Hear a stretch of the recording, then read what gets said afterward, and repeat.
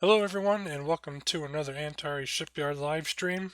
This is going to be episode 2 of the Captain's Table, and it's going to be titled Too Boldly Go. Tonight, we are going to be taking a look at the new Federation faction pack that just came out last week, Too Boldly Go. We're going to take a closer look at the cards and their abilities and see what we can come up with them and what they pair well with that is in the game currently, and we're looking at everything from competitive to play at home. Um, I definitely encourage for those who are watching to engage with us in the community chat. We definitely like to hear your ideas. You might come up with something that we haven't thought of.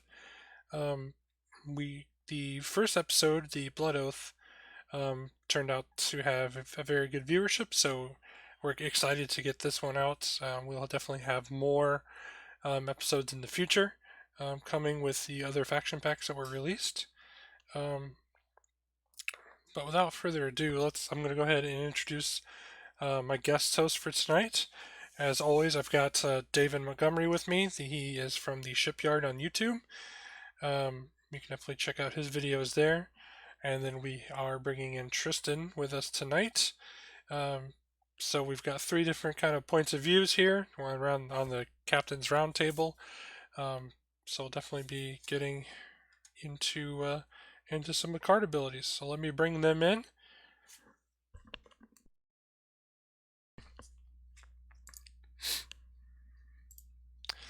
All right, gentlemen, the intro is done. Like I said, I have David Montgomery here, and we've got Tristan with us. How are you guys doing tonight? Doing pretty good. I am doing great. I am happy to be back. Yes, I'm always happy to have you guys have anyone come in and do this kind of stuff with me. Um, I'm definitely excited to get into some To Boldly Go cards here. So, I think we don't need to wait any longer, really. Yeah. There's nothing to preface here. So let's get right on into them. Let's close that down. There we go. So, we're going to start with the cards are going to go into numerical order based on their sets. The numbers down there in the right hand corner. So the first card in this set is going to be the USS Sao Paulo. For those who don't know, the Sao Paulo is the replacement Defiant. Quick funny story about that is a lot of people ask how come the USS Defiant never received the registry, or not the registry, the dash A in its name. Um, I believe it was in the DS9 documentary that was released. They actually had plans to make it the USS Defiant A, but there was a mix-up with the actual live shot model, and it never made it on there. So they kind of did in-universe explanations and kind of swept it under the rug. Um, but the USS Sao Paulo, it is a 3-2-3-4 Defiant class ship with a tech slot, 2 weapons, and 2 crew at 20 points. That's a pretty good discount there. The ability is when attacking, if the ship spins a battle station token, place a battle station token besides this ship. So already, I'm really liking this ship ability. But let's first throw it on over to David, and let's see what he thinks. Yeah, I mean, I enjoy it too. It's a solid ability. Of course, a card like Emress, I don't know how we're pronouncing the Cation these days. Uh, but she springs to mind. Why not get more battle stations? And of course, if you're going to do that, additional phaser arrays is a natural thing, so that you're getting even more attacks. And if you Yes. want even more attacks, why not Admiral Worf? So you can just kind of make this well, how many times can we attack? I think that was 3. So yeah. Plus you still have a battle station for defense if you want. Yep. That's never a bad thing, especially on a somewhat fragile ship, but at least a fed ship that's getting 2 defense dice. If you really want, throw a cloaking device on there and really make uh, the most out of a defensive ability. Yeah, yeah, that's true. MRS is definitely a good fit with this ship. It's one of the ones I went to first. Um, I really think of Admiral Worf, but additional phaser arrays, excuse me, is good. Tristan, what do you think of the card?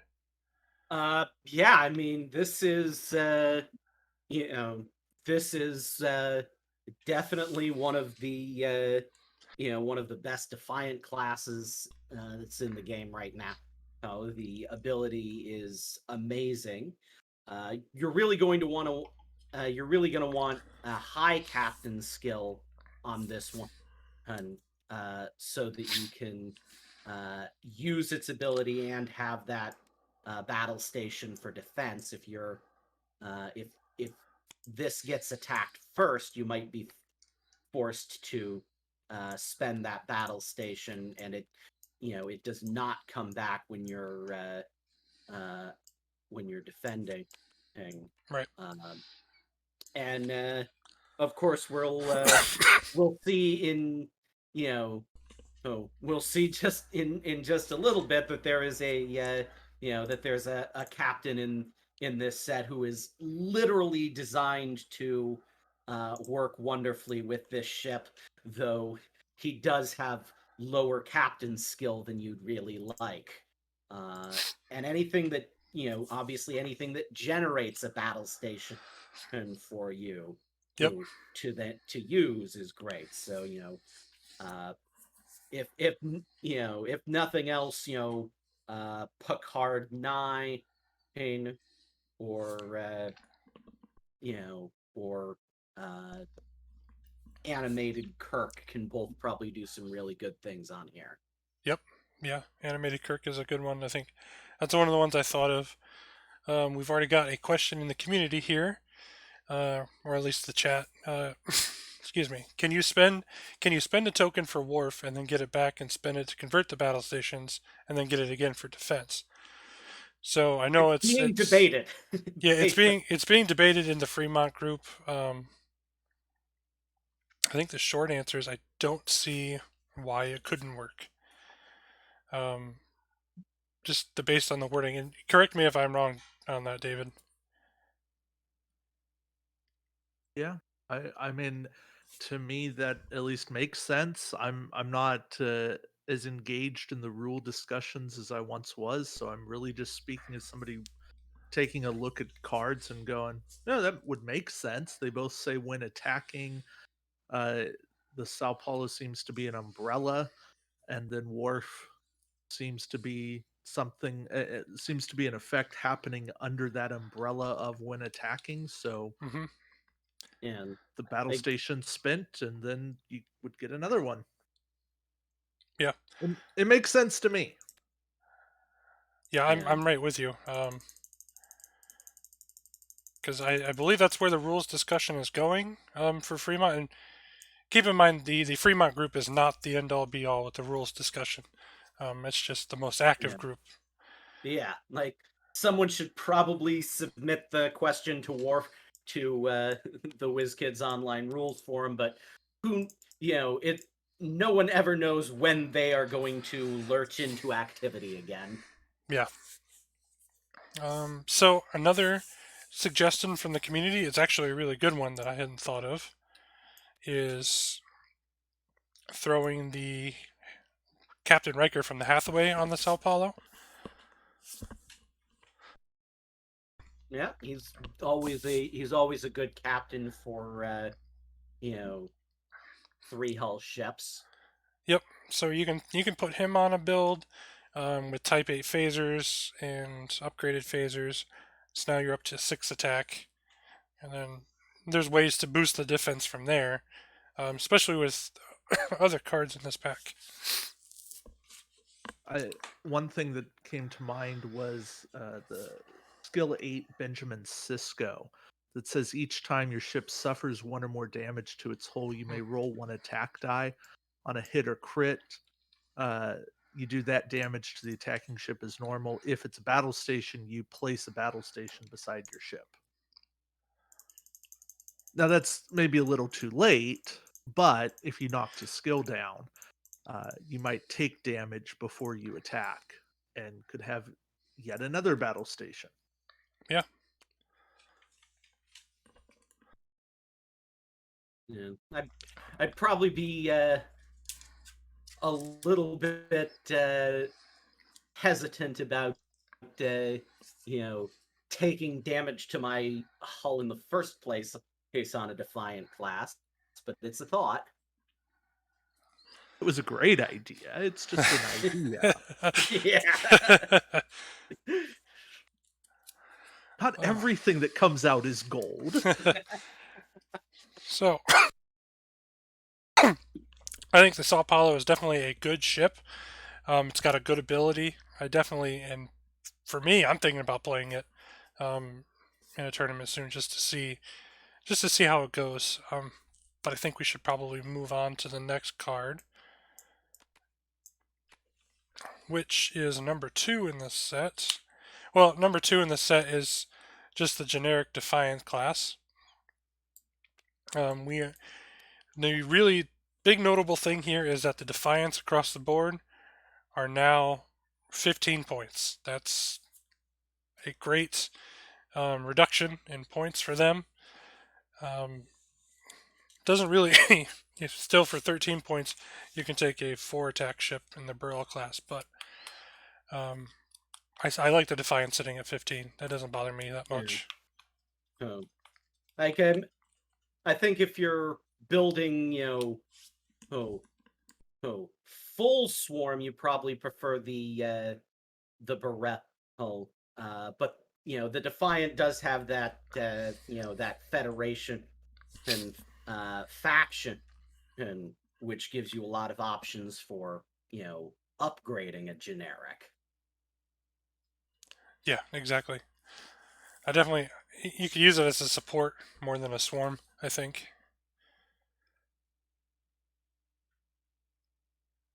Go ahead, David. I know. Here's your drinking game, everyone. Every time I say the word options. All right.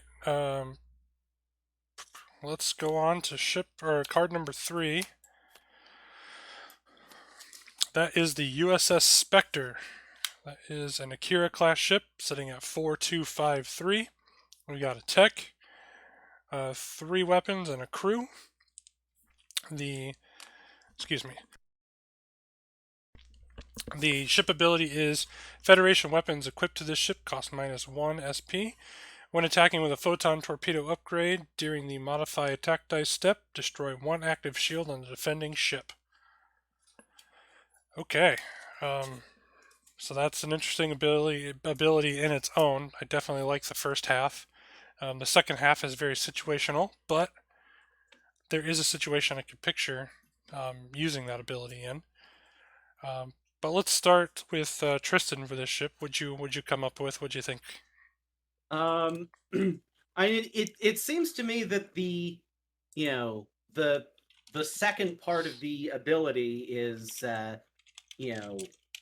effectively when you are firing against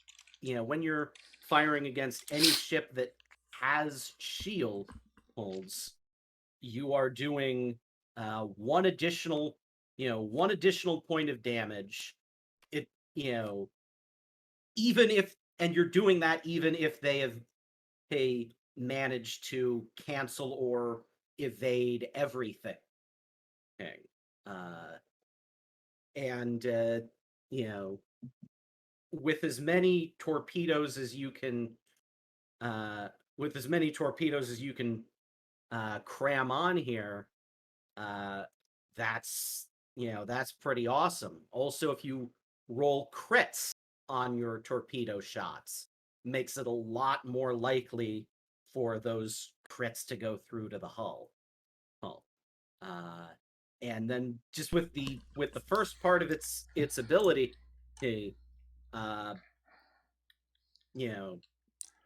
Sakana is a really obvious is a really obvious combo you can, Yeah. you can easily get yourself lots of weapon slots, and then fill them all for free. Yeah, for sure. Sakona is definitely one of the ones that jumped out right away to me. And even, like you said, she adds another slot. So really you're getting 4 weapon slots and -3 if they're Federation weapons. Yeah. How about you, David? What'd you come up with? Oh yeah, Sakona, Arsenal, Tactical Station, Aft Photon Torpedoes. I'm just gonna name weapons that you should be looking at. A secondary torpedo launcher to be able to make a second attack with a torpedo. Uh, Full spread from Alliance. To discard the card and the torpedo upgrade used to make another attack with a torpedo. There's some crazy things that the Spectre can pull off. Yeah. Aft photon torpedoes to be able to shoot at a ship that's not in your forward firing arc. And when you're getting it way cheaper, that's a good thing. Just go through and look at Federation weapons that you hadn't looked at in a while because they're expensive. Mm-hmm. We're going to talk about another one in this pack, the Dorsal Torpedo Pod, but that makes a ton of sense. Yeah. And these cards just keep working. Torpedo Bay, which I believe is from the Enterprise A grand prize pack. So, good luck having that in multiples. But now it was already free with Sakona, but there's no uniqueness on it. That's a card you have to include on this ship. Yeah. It just works. Yeah, I think you said it the best. That any Federation weapon, you put Sakona on it, you put Arsenal on it. I mean, what? Arsenal becomes a 3-point card, or not a 3-point, a 1-point card. Yeah. And then that gives you another slot. So now you're talking 5 weapons, or is that another 2? It gives you another 2, but it does take a weapon slot. So okay, so it fills itself pretty much. So yeah, I mean, any weapon on this that's Federation is great, really. But any weapon with Sakona is good as well. You could talk your Ferengi Photon torpedoes. That'd be worth a point. No, yeah, because the faction penalty being worth a point. I mean, there's a lot of maneuverability with the Spectre. It is a true torpedo boat, I think. There is one situation that I think the second ability works to its favor. And we're talking about those shield adaptation builds. But if you had a fleet with, I don't know, say you're running the Harvester Prime, where I think the Sutherland itself, which is the ship a lot of people run shield adaptation on, is 4 shields if it's unmodified. So you pull the Harvester Prime in, you can disable up to 3 shields, and then you hit it with the Spectre and you can destroy that 1 shield, or you hit it with another ship. Generally, the Spectre, you can try and destroy that 1 shield to get shield adaptation gone. Because the minute your shields are disabled, it's gone. You have to have active shields for it. Mm-hmm. Yeah. You'd need to boost the Harvester Prime shields to be able to disable 3 with it, but there's a card. There's a card in this pack that'll let you do that too. Mm-hmm. So I think, the Spectre is a great ship. The community chat said that could hurt the Borg shields as well. That's true. You can definitely move in and take some shields away from the Borg for a little bit. I'm not a big fan of the Borg. Let's be honest. All right, so let's move on to the next ship. Whoops. Close that down. Get these cards out of the way. So the next ship the next ship in the line is the generic Akira. We already know that the point cost is down to 21 from Alliance. Really, the only thing to note here is that the slot setup is different than the generic Akira we got in Alliance. But this slot setup is use it in Alliance. 3 weapons and a crew slot. So not really much to say about this card. Generic Akiras or generic Akiras, they suffer from not having a rear firing arc. But again, there's a card we'll get to that'll fix that. So let's move on to card number 5. Now this is a Galaxy class that's been asked for a long time. We've got the USS Odyssey, Galaxy class 4154. It's got tech, weapon, and 3 crew slots, coming in at 26 points. I believe that's on par with the others. I know, David, you've got Utopia up. Is that on par with the other galaxies? Let me pull those up. Because I think one of the Enterprise Ds might be at 24. I could be wrong. But while he's doing that, let's read the text. It's free action. Place an auxiliary power token besides the ship and target a friendly Federation ship with a hull value of 3 or less within range 1 to 2. The target ship rolls +2 defense dice and may convert 1 evade into a battle station the next time they defend this game round. Okay. Excuse me. So the ability, I sat and I thought about this ability for probably longer than I should have. And I like it. Anytime there's generally free action involved, even though you're getting the aux power token, I'm a fan of it. This ship is it's a big ship, but it allows you to support other smaller ships, like we've seen in the episode the Jemadar, season 2. I forget what number it is. That's the ship that they go rescue Cisco, and the Odyssey end up getting destroyed. Okay, the chat's saying 26 is the cheapest Galaxy from the 2017 starter. So I was thinking there was an Enterprise D that was sitting at 24, but that's the generic cost. Okay, perfect.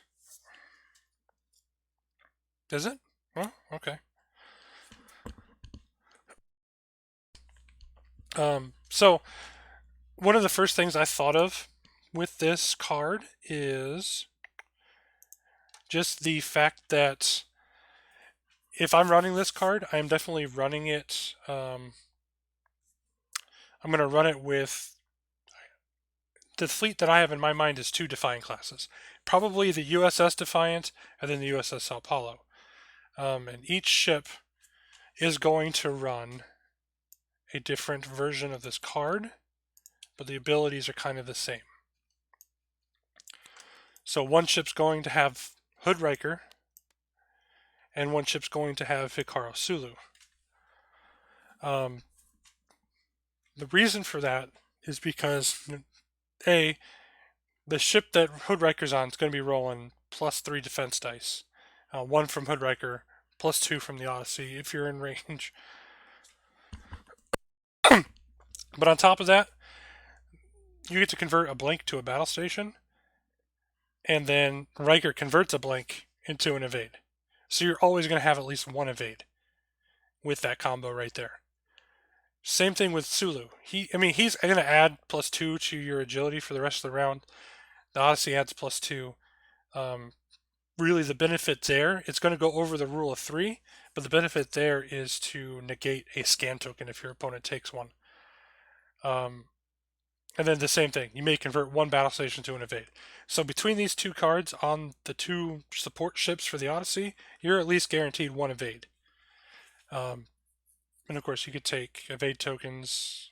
Probably not with Sulu ship, but with Hoodrikers you could. But that's my biggest combo that I thought of. Let's throw it over to David and see what you thought of this card. So I too like it. I also had the Hoodriker thought. Sulu's a natural progression on another ship. I went a slightly different way with my my named ship. I went Talkir here. And so Vulcan ships, at least as we know it, are Federation. They're sub-factioned, but they are Federation. Same thing with Bajoran. If you really wanted to go Ratosha, you could, but the Ratosha doesn't really have innate defensive abilities. Mm-hmm. But the Talkir has that same ISS Defiant ability, and it's essentially negate 2 attack dice, or add 2 evades to your roll. And that doesn't step on rolling additional dice.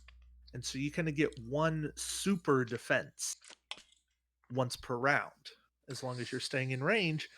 And I like that combo that exists. I don't want to rain on your parade. Um, Is the Talkir too big? yeah, That's what happened. Okay. yeah. Hull of 3 or less. It's like, okay. See, I was looking at the other Vulcan ships. Yeah, that's the problem. The Surak All right. classes. Still, run the Talkir with this and run some other smaller ships. Right. All right. The Talkir still pairs nicely with the ability. Yeah. Yeah. I mean, the thing that I immediately thought of, and it's maybe not useful to everyone in our audience. It might be a semi-specific to the to the Fremont meta where we're using resources, is Federation flagship.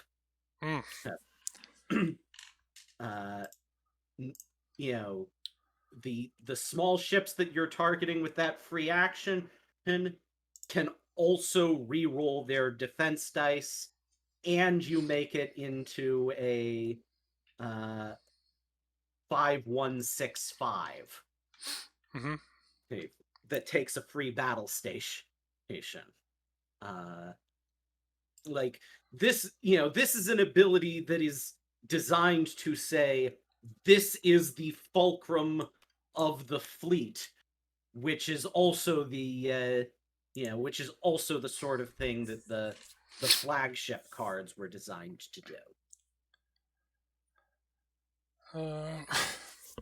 So there is a question from the community. Wouldn't fighters work with the ability? I'm not a big player of fighters, so I'm not 100% sure. It might. I think it might have to specify that it would work with fighters. I think might have. Oh, yeah. I think the ruling became that fighters don't benefit from... It's essentially they don't benefit from good things and they do benefit from bad things. Or they do suffer from bad things.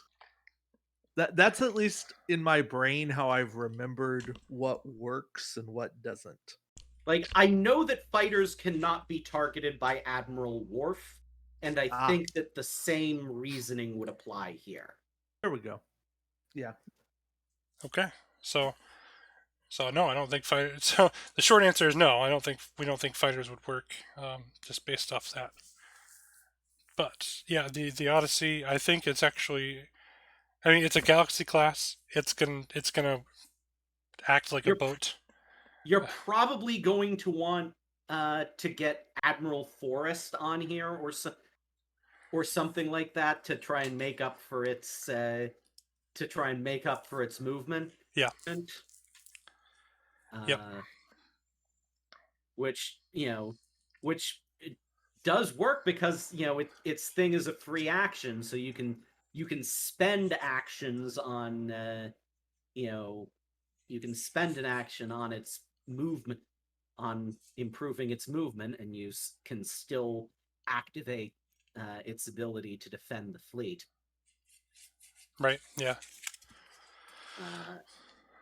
And then you're you know and then if you can afford it, I think shield adaptation would probably be good here, because the nature of its ability is going to encourage enemy fire to focus on the Odyssey first. So having some tricks for the Odyssey to defend itself is also a good idea. Yeah. That's a fairly good point. All right. So let's go ahead and move to the next card. Um, there's actually one thing I want to say before we move on. Predator, I think it was during the last live stream for Blood Oath, you had asked a question in the chat right as I hit end the stream, and it was in regards to Alliance being in Tabletop Simulator. And I can tell you that yes, all of the cards and everything for Alliance is in Tabletop Simulator as we speak. It is down in there's an extras box. You can find all the stuff in there.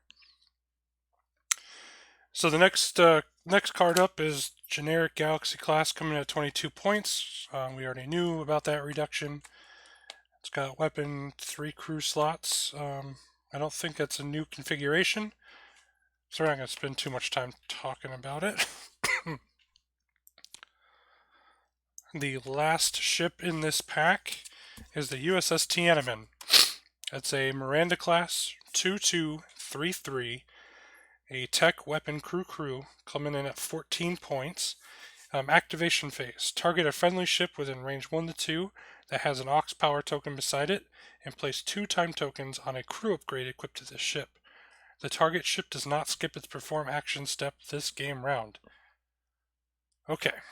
So definitely think it pairs well with the Odyssey if you're going with the aux ability. I don't know. I didn't really come up with much myself for this ship, but let's hear what Tristan thinks and what he came up with. And this is definitely one of the less inspiring items in the pack. There does seem to be an open question whether, as worded, the ability quite works the way that it seems like it's intended to. Mm-hmm. I think, technically speaking, when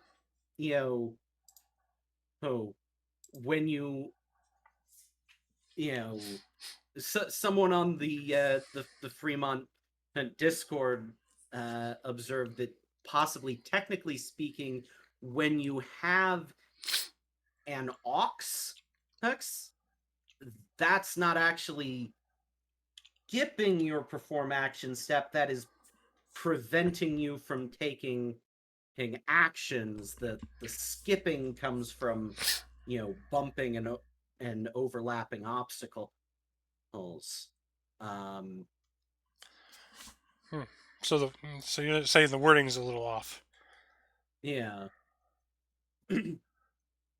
But yeah, I mean, one way or the other, my question would be, do the designers intend this just to let you take an action with the aux? Do they intend it to also stop you from losing an action when you bump? And either way, I feel like there's a lot less roundabout ways to get those effects. Yeah. Yeah. I would probably rather take on, take uh uh Ilsa, whatever her name is from the motion picture, Aaliyah. Oh, or Aaliyah. Yeah.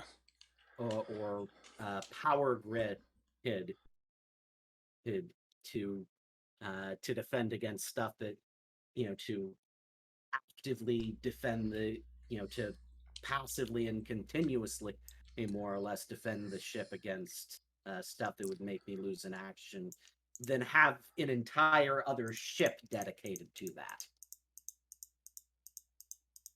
Yeah. I don't really have anything in particular for this one, I'm afraid. Okay. David, what'd you come up with?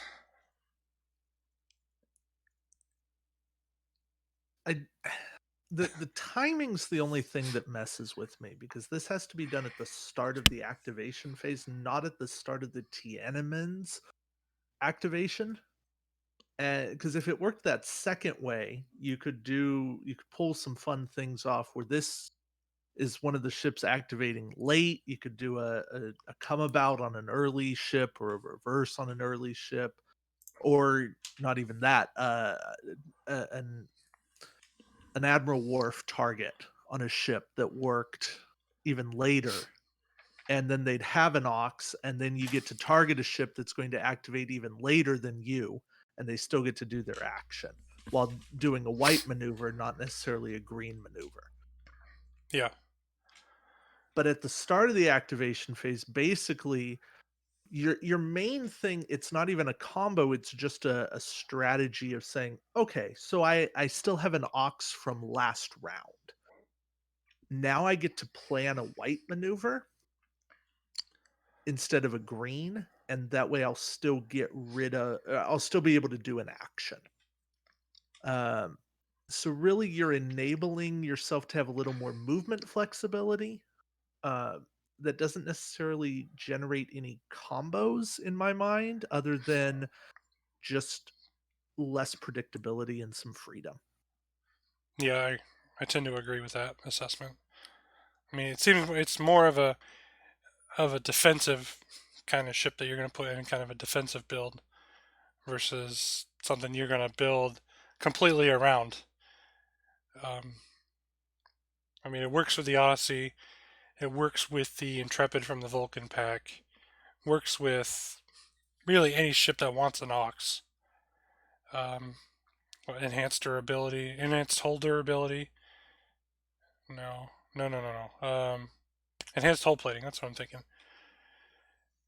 So it works with the NX. If you do that, it just I think you guys are right. I think the timing is off, and that may be something that WizKids has to answer in the future, when and if they do.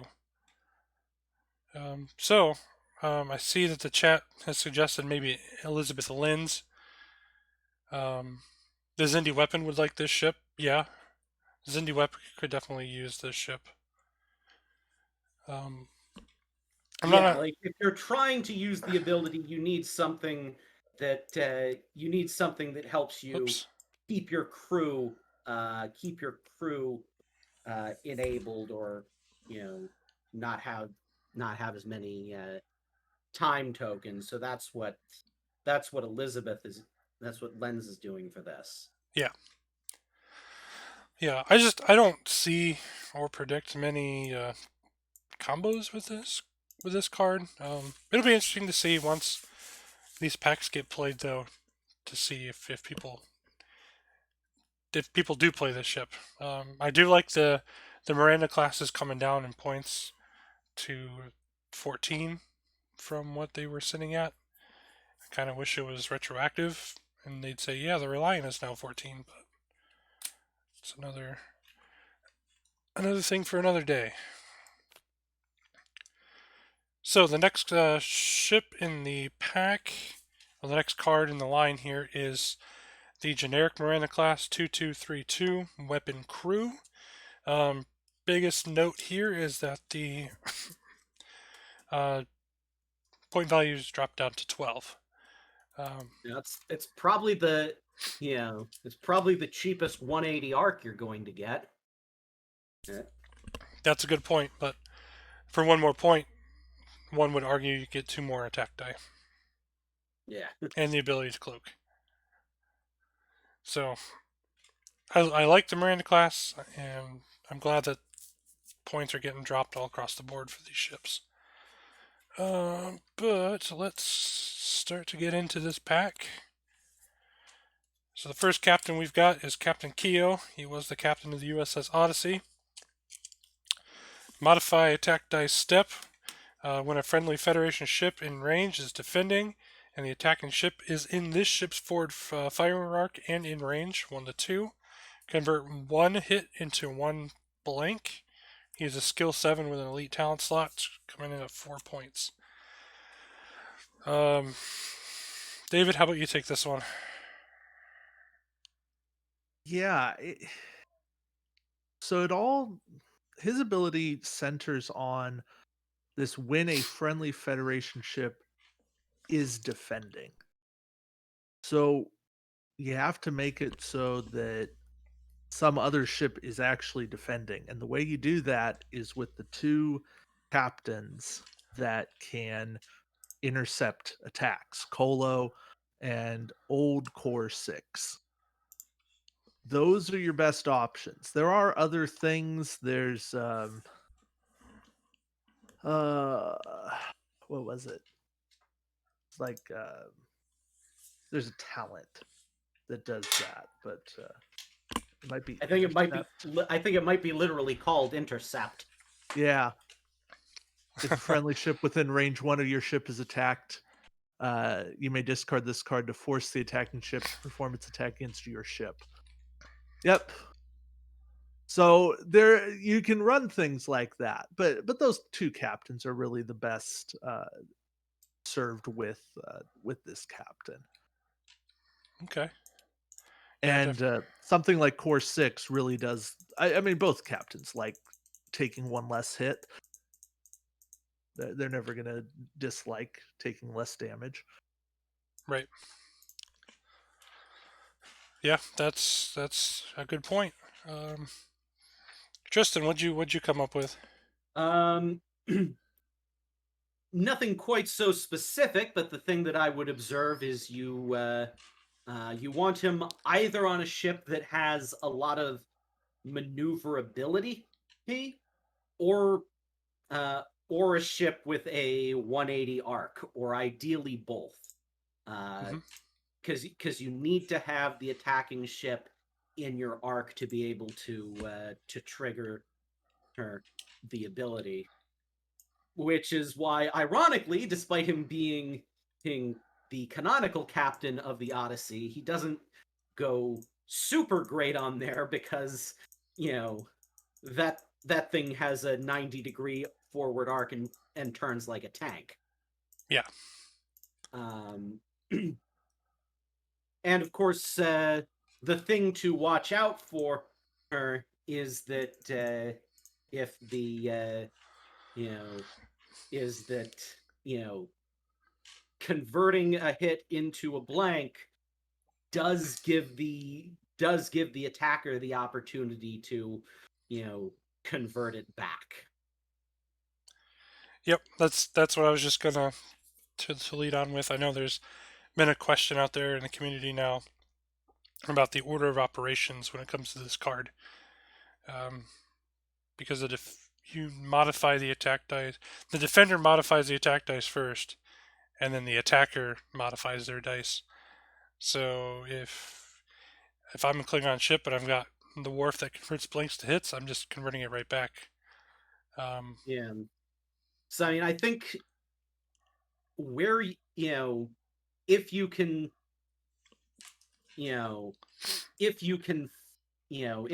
find them, effects that would let you re-roll their let you re-roll the attack dice would pair a little bit well with them, because then if that reroll comes up a hit, you can convert that, and they can't use rerolls to modify them again, because they can convert back. You can convert a die multiple times, but you can't re-roll it multiple times in 90% of cases. Yeah, there is one combo that I would thought of that works, but it doesn't cover things like Worf, who converts blanks to hits, cards like that where they're converting blanks to hits. But it is the Worf from the Hathaway set, where you disable him to make it so that your opponent can't spend battle stations or target locks. Guile Worf, as Sam and I call him. Yeah. Really, I think he's the only crew that I thought of that would pair well with Keough. And even then, it's really dependent on what your opponents bring in. I think Keough's timing is messy, and I think it's probably another one of those cards that's going to get answered, or at least we're going to have to get an answer from WizKids. Otherwise, the ability seems like it's a waste. I don't want to say that about a card, but it seems like the timing and the order of operations kind of ruin the ability out of the gate. All right, so let's look at the next captain in the pack here. Yep, Predator did point out that page 14 of the rulebook says that defender modifies first, so we are covered with that. Next captain in the pack is Jazia Dax. Skill 6, Elite Talent 4 SP cost. You do not pay a faction penalty when equipping a Klingon upgrade to this card. Activation phase. This ship may perform a 1 bank left or 1 bank right, and those are white maneuvers. I'm glad that they put the word may in there, so it makes it optional.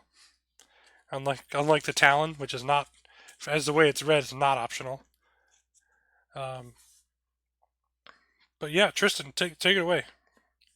Yeah, I haven't figured out any super specific combos for this yet, but I love that maneuverability.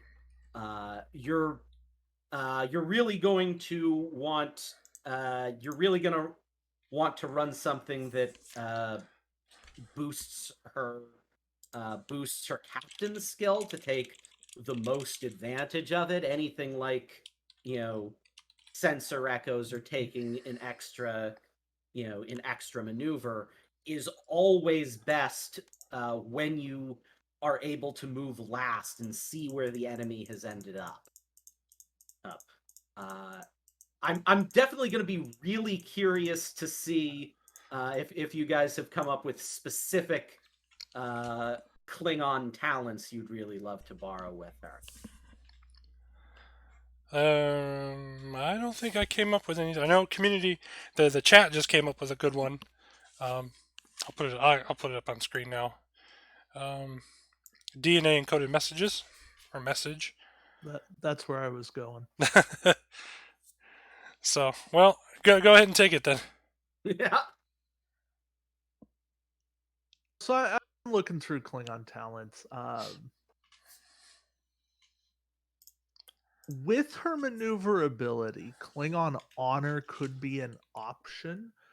It's an action disable to add an attack die and convert a hit into a crit, but you don't get defense dice. Although that it can only be purchased for a Klingon captain, so that's a very, now that I read it, probably not working there. But kind of any of these Klingon talents that say you don't get to roll defense dice, Dax might be enough of a counter to those. Okay. Yeah. I guess if you want to double down on the on the extra maneuvers, you could probably do something with Incha. Yeah. Yep. I definitely think she fits the mold of the fleet we talked about in the last episode of the Now You See Me, Now You Don't. Just she definitely is going to fit into a fleet with maneuverability, so you could put her. Let's see, I have it in here. I think the Saran is a ship that comes to mind. Oh, extra move early, extra move late. Yep. So I guess with yeah, I guess you throw Chekhov on there. Her yep. that's you've got a free white maneuver her to clear an ox. Yeah, that one's good. Yep. That'll work. But yeah, I think she fits that mold. Skill 6 is kind of low, but I mean, she was captain of the Defiant for a hot minute, so yeah. skill fit like, 6 or skill. Go ahead. Sorry, I like her with "Today is a good day to die." That was one that was just put in the chat as well. But both for thematic reasons and because she's going to be in a position where you would know to use it or not. Yeah. Oh, let me pull that card because that is a good one.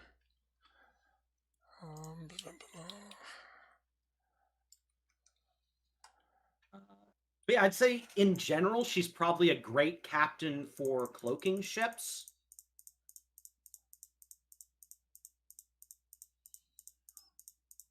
That extra move, and then you can adjust after the move too.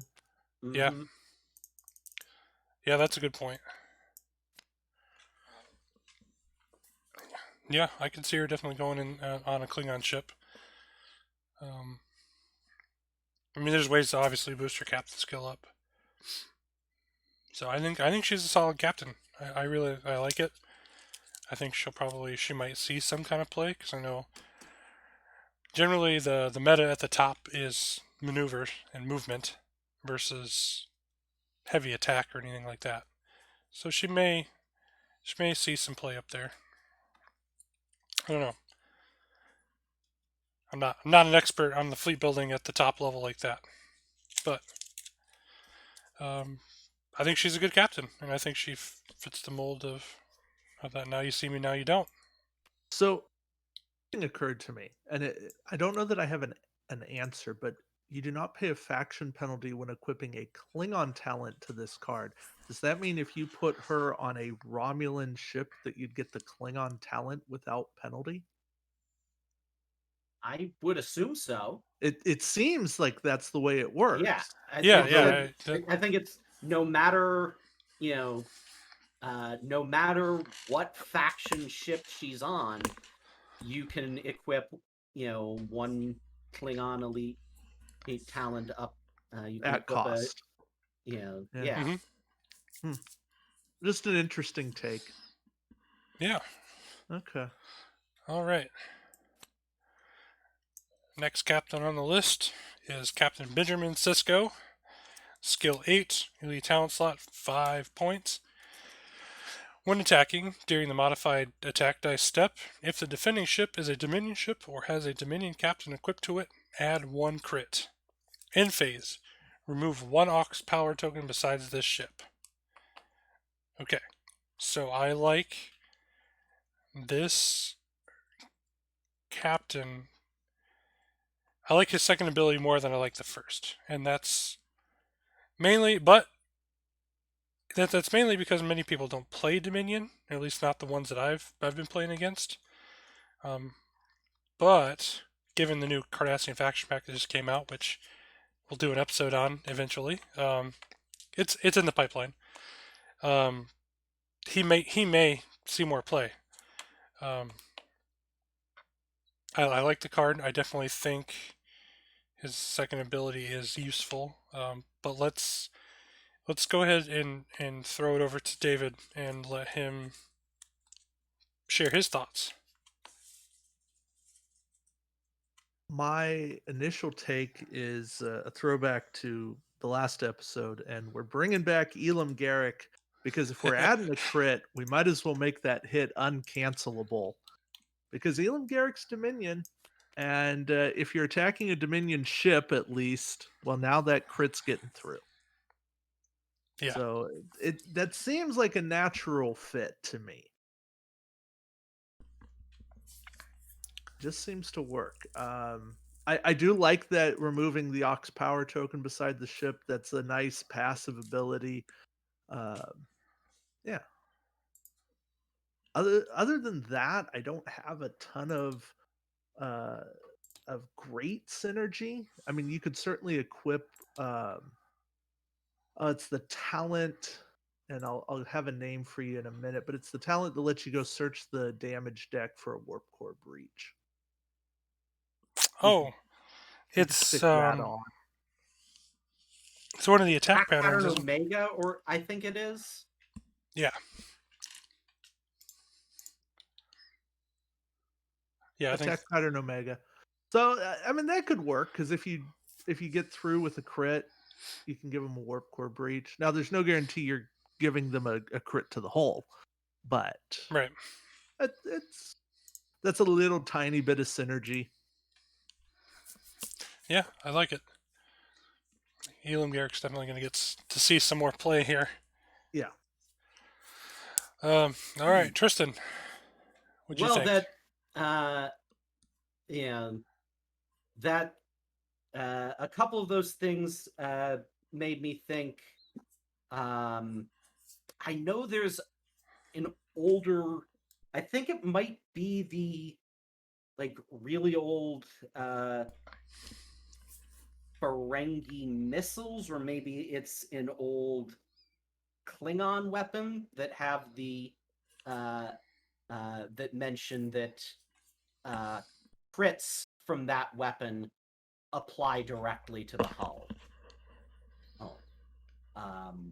So that would be a that would maybe be a thing to look at in combination with Elam Garrick.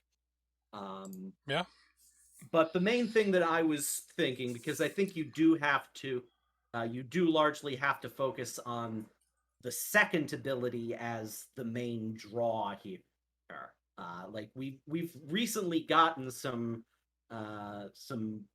very good Dominion ships that'll probably be seeing play, but you really just cannot count on encountering a Dominion ship in every match. So looking into how best to use getting a free Ox going away. And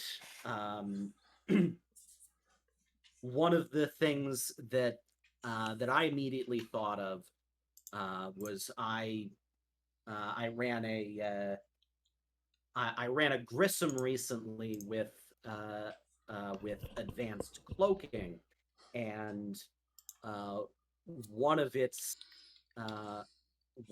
downfalls was being up against an enemy with Ferengi Photon torpedoes that was forcing me to choose between keeping my cloak and having an action the following turn. And if Cisco, and if you have Cisco as your captain in a situation like that, you can effectively take two Oxes in the same turn without having to worry a lot about whether you're going to have an action on the subsequent turn, because one of them will get cleared in the end phase, and the other you can clear by taking a green maneuver. And similarly, he'd go well on the ISS Defiant, and you can use its named ability and knock off a hit from 2 separate attacks, and still be able to take an action the subsequent round. Mm-hmm. Yeah, that's all true. The chat said that the card you were talking about was missile launchers, or missile launchers from the Ferengi. And magnetic pulse, but missile launchers does it better because it's 2 separate attacks. Yeah. So really, all those things that we were saying that gives you more attacks, an Admiral Worf targeting Cisco's ship, additional phaser arrays giving you an extra attack. Mm-hmm. Cisco loves those kinds of things. If we're going to focus on the crit side of it. Yeah.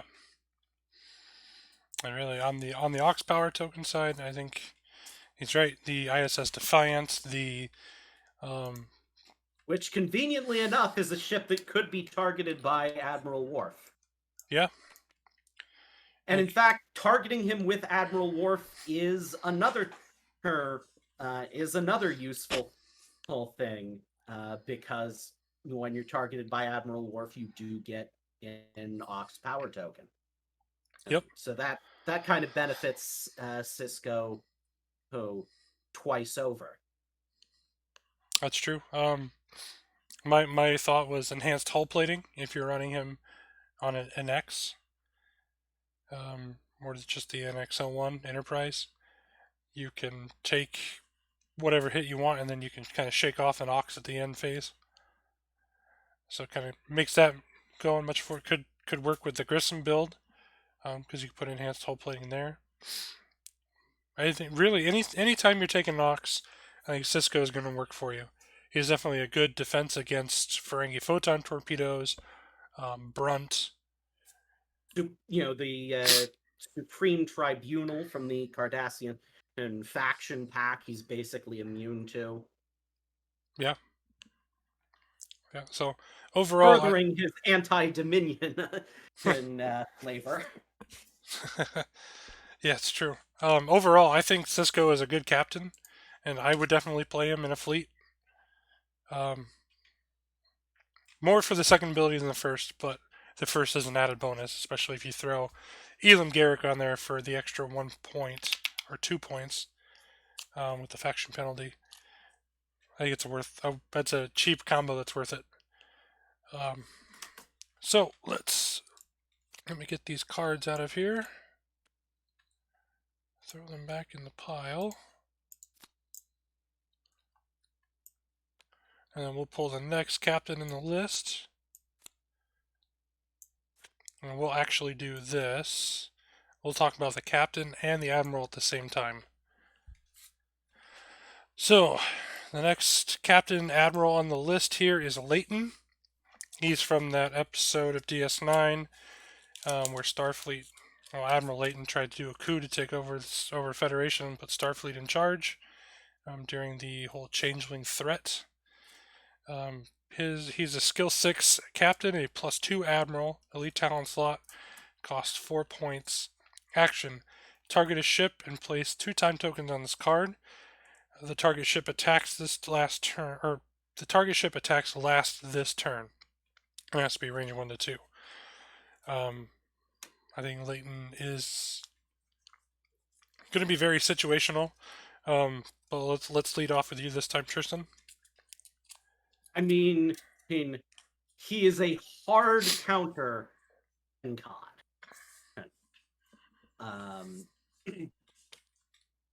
And just generally, he goes in any build where you are building around low skill captains.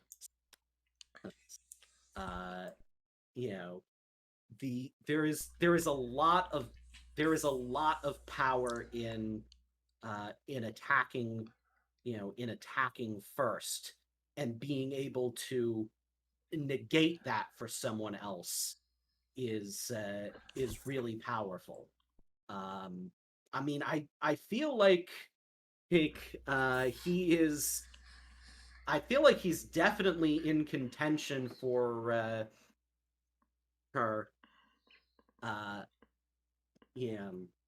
one of the Federation admirals who is probably uh, for one of the best in that Mm-hmm. category.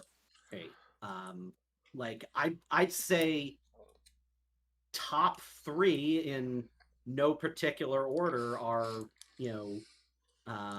Forrest, Pike, and him. And he's cheaper. He's cheaper than he's a cheaper +2 than Pike, if I'm remembering correctly. And he gives you a higher skill and an elite talent that that Forrest doesn't provide, and that's that's a pretty useful ability he's got. Yeah. Yeah. David, how about you? First off, Matt Decker would like a word. Secondly, yes, Leighton is very useful all on his own. I'm with the rest of what Tristan said, where yeah, Leighton shuts down Gen Con, he shuts down Lurin's Bird of Prey, at least half of it. Yeah, I think Right, you can there's either shut definitely a down the question about that. yeah, but let other people figure that out. Because first, last, it's a mess. But still, I wanna believe that the card that came out second was a design response going, oh, that's a problem. Yeah. It's still, he's a nice effect to be able to go, yeah, I can do something about that. And when when you have this kind of an ability, either as an admiral or a captain, you're setting up everything else for success. And the only thing I'll say is he becomes an admiral you want to protect. So you put him on that kind of a ship with defensive abilities, and maybe he's somebody you consider protecting with cheat death on him, not the captain, so that that cheat death is protected from something like a communications failure crit, or not comm failure, injured captain. Injured captain. Yeah. Yeah, so I think that's a good point. I don't think there's really, as you said, this card pretty much stands on its own. It's not you. I'm going to predict that we're going to see more of the Admiral version than we are the Captain version, just because the Captain version itself is pretty low skill. But the Admiral version is much more beneficial to, I don't say, Cisco from this pack, who's a skill 8. Now you're bumping up to skill 10. It's just, and with the ability, I'm going to target something that's not Lauren's Bird of Prey. I'm going to target whatever high captain skill. Using the Fremont Reformation the last season here as an example, I tend to run captain skills that are sitting at 7 and 8. That's just, I don't know why. Those are the captains I keep cycling to. But people that I'm playing against are running skill 9s, bumping it up to 11s, going that high. And Leighton, I can see running to make my ships attack first.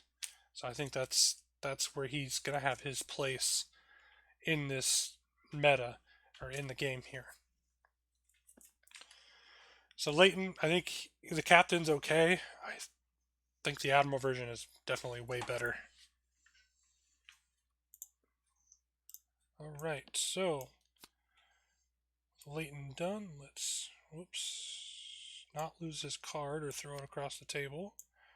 Let's move on to the last captain, and that is Captain Worf. Finally, a Federation Captain Worf. Skill 6, Elite Talent slot. Dual faction, Federation Klingon, 4 points. When attacking, during the modify attack dice step, spend a battle station token beside this ship and convert all hits or blanks to hits. Very interesting ability.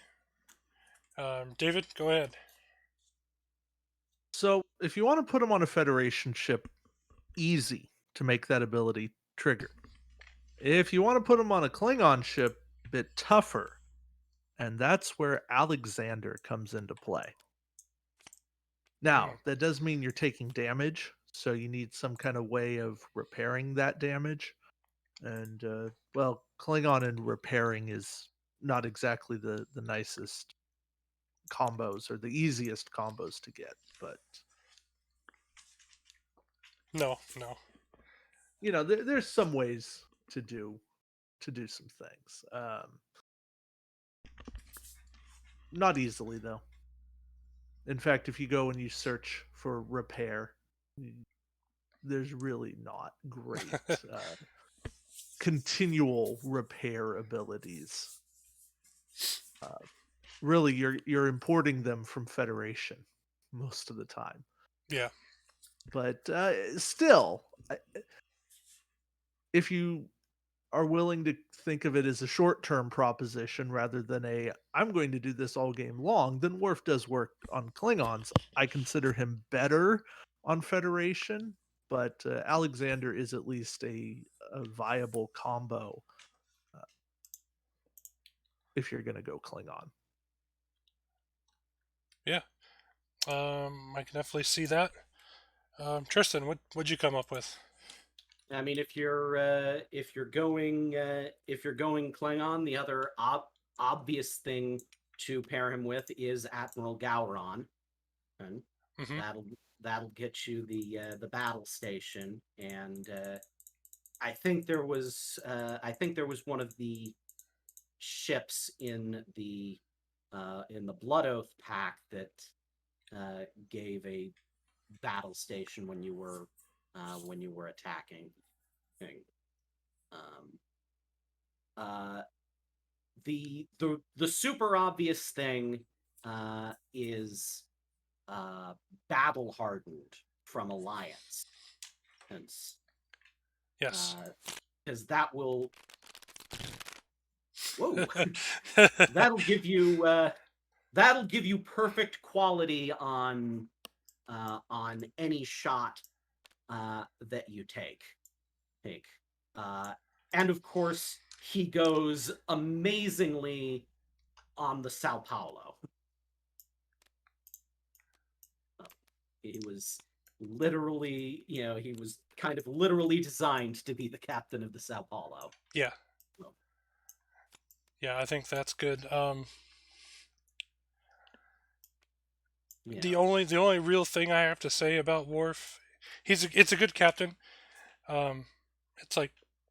It's close to being a Federation version of his the crew ability that came in the 2017 starter, where he's converting blinks to hits. But yeah, I think the Sao Paulo is the best place for him. Looks like chat said the Kaskari. I think that's the ship that does give the battle station. Or steals. It's the Devwool. The Devil. I just want to call it the Devil. Yeah. And of course, Warbirds from the Kelvin pack have native battle stations. That's a very good point. My one suggestion is, if you're building with Captain Worf, to stay away from Federation Photon torpedoes. He is not a captain that you want to pair with it. Yeah, those are redundant. Yeah, you're spending the battle station to convert blinks to hits, so your battle station conversions aren't happening. Yeah, anything that can get you multiple battle stations is what you're looking for. 2 battle stations to spend is what it takes to get perfect quality with War. Yeah, absolutely. So I mean, you could pair him with Captain Jean-Luc Picard, the skill 8 that gives battle stations to all ships, or Kempex. If you're playing Klingon, you can pair him with Kempex attack cruiser, where it's given all. Obviously he's not going to be the captain of that ship, but he's given out battle stations to everybody there. Sorry, I messed up my deck of cards here off screen. I am now painstakingly putting them all back into a deck. Okay, that's fixed. The chat did suggest Conmel as an option for what David was talking about with a repair, but that's a shield token. Yeah, you'd need to be running a Klingon ship that does not cloak to make that combo work. Buka is actually the better one. Since I had time to look, what that does is if you performed a green maneuver, you discard to repair up to 2 damage. Yeah, it's only one time, but it buys you a little more time. You could also import an exocomp. Yeah. I'm on board with an exocomp fixing the ship. Oh, yeah, that could work. Let's see, what else did chat say? Drex with Gowron would be good with Worf. Well, I don't know. I don't know if okay. you. I don't know if you need Gowron on that. I guess I see what I see it. you Because you need an extra action in there, but I think what they're saying is, Oh you know, yeah. Drex converts the battle stations you actually roll, and then you use the battle stations that Gowron gives you to convert your blanks. Yep, that makes sense. Feels a little pricey, but I get it. Yeah, I You think could also pair with MRS, and then you've got your double battle station tokens. MRES doesn't give you a battle station. She undisables a crew when you place the battle station. Sorry. So 7 then. 7 of 9. There you go. MRS 7 of 9. That's what would I'm give thinking. you the free battle station. Yeah. And every turn. Yeah, and chat just said the same thing. 7 and MRES. That way you're placing and undisabling her all at the same time. But yeah, Worf is a good captain for its captain skill. Good ability. Definitely can see him being played on either faction ship. So now we're moving into. All right. Now we're moving into the crew. So the first crew up is Kira Nerys. Free action, place 3 time tokens on this card and target an opposing ship at range 1. Disable a tech upgrade equipped to the target ship, then roll 1 attack die. On a hit or crit, discard 1 crew upgrade equipped to the target ship. Her ability, if anything, is thematic to who she is. It's more of I'm going to mess with your stuff, and then maybe one of your crew will get discarded. You know, maybe one of the crew will die.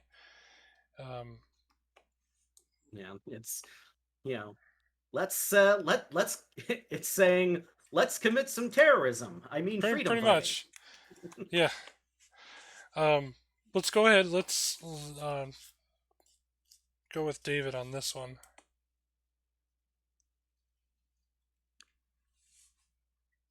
Struggled with Kira. The only thing that naturally comes to mind is Uhura, because getting her some extra range, so that Kira can work at range 1 to 2. But short of that, you're just so dependent on the opponent actually having a tech upgrade, and that's what enables Kira to actually work. Yeah. So, and there's nothing you can do to force tech onto your opponent. You can't be like, "Hey, here, have this tech. I brought you a power grid." Yeah, that's a good point. Yeah, as far as it goes, I think there are definitely a lot of pieces of tech that people build pretty heavily around, and stuff like stuff like chemosite and shield adaptation, and I love that she's a free action, and is, you know, but yeah, you know, she's definitely, you know, like she's definitely not the hardest ganker to use, but she's far from the easiest either. I mean, you know, anything that reduces that can reduce the amount of time tokens that go on to her would also be obviously useful, so that you can try and use her multiple times in quick succession. Yeah. Cards that we'll cover here shortly definitely pair well with her, and I think now that you say that out loud, I do like that she can target attack and disable attack. So my main target would be that shield adaptation, or that chemo site. Or if they've got tech that boosts their shields, and they're then disabling that, could effectively be free damage, depending on if they've taken a lot of shots yet. Yeah, that's true. I don't really see many other cards comboing with her outside of what's in this pack. But I definitely think her use is to target some of those popular upgrades that are getting used, or those popular techs. Before we move on, I do want to throw out the Bashir, the Julian Bashir that lets you re-roll any die. Because if you really want to get that crew, having 2 cracks at it is worth it rather than just 1. That is, and I think a reroll does make a hit or a crit pretty statistically likely. It moves it to 75% odds, but yeah, that's it's a pricey combo, but it's at least a viable combo. It's a combo. So yeah, I don't see any questions in the chat on her or any suggestions with her. So let's go ahead and let's pull the next card out. And it is another Julian Bashir. Except, I believe Steven probably put it the best in his the unboxing video that they did. This is probably the best Bashir that we're getting. Activation phase, target a crew upgrade equipped to this ship or another ship. Remove 2 time tokens or a disabled token from the target crew upgrade. If the target crew upgrade is on an opposing ship, that ship rolls -1 attack dice this game round. 2 points, range 1. The second hidden ability on this card confuses me. But I think, Tristan, you said you had some kind of combo that works with that? I wouldn't call it a combo. I just tried to think of, what possible scenario would it be worth it to enable a crew that is on an opposing ship just to get give them -1 attack dice. In most cases, that's a bad trade. But the one incredibly niche thing that I could think was the Ferengi crew, Par Lenore. Because Par Lenore's business is that, the ship that you put him on gets destroyed, and he stows away on the enemy ship and starts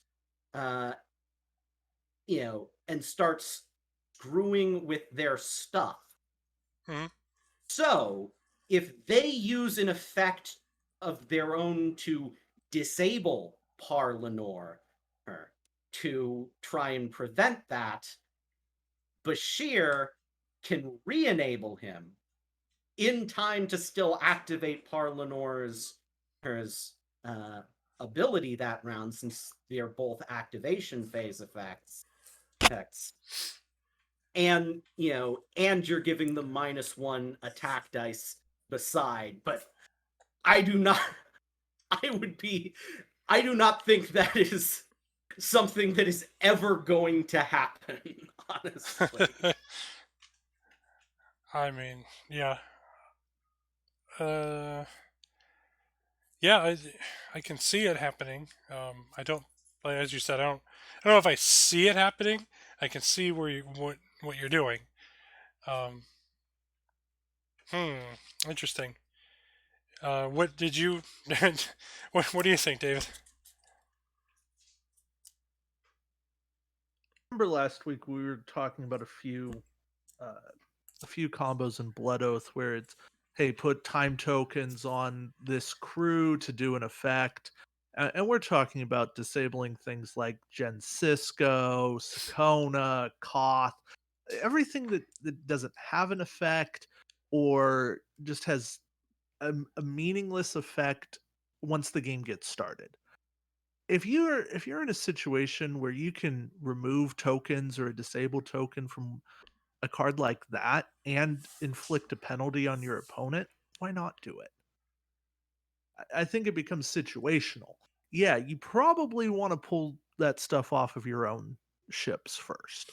Yeah, But if you can mess with an opponent, why not? I guess that's true. Yeah. The second ability, it just trips me up because I don't know why I would want to pull a disabled token off a crew of theirs to have them only roll 1 less attack die. Okay, but so if I've got Sakona disabled, Mhm. why not pull that disable off of Sakona so that I roll 1 less attack die? Oh no, that doesn't target you. It's only the opposing ship. Oh, okay. I see what you're saying. Right. Yeah. My opponent, Got you. I got it. are Yeah. inflicting that penalty on me. Yeah, you're helping me. Theoretically, there are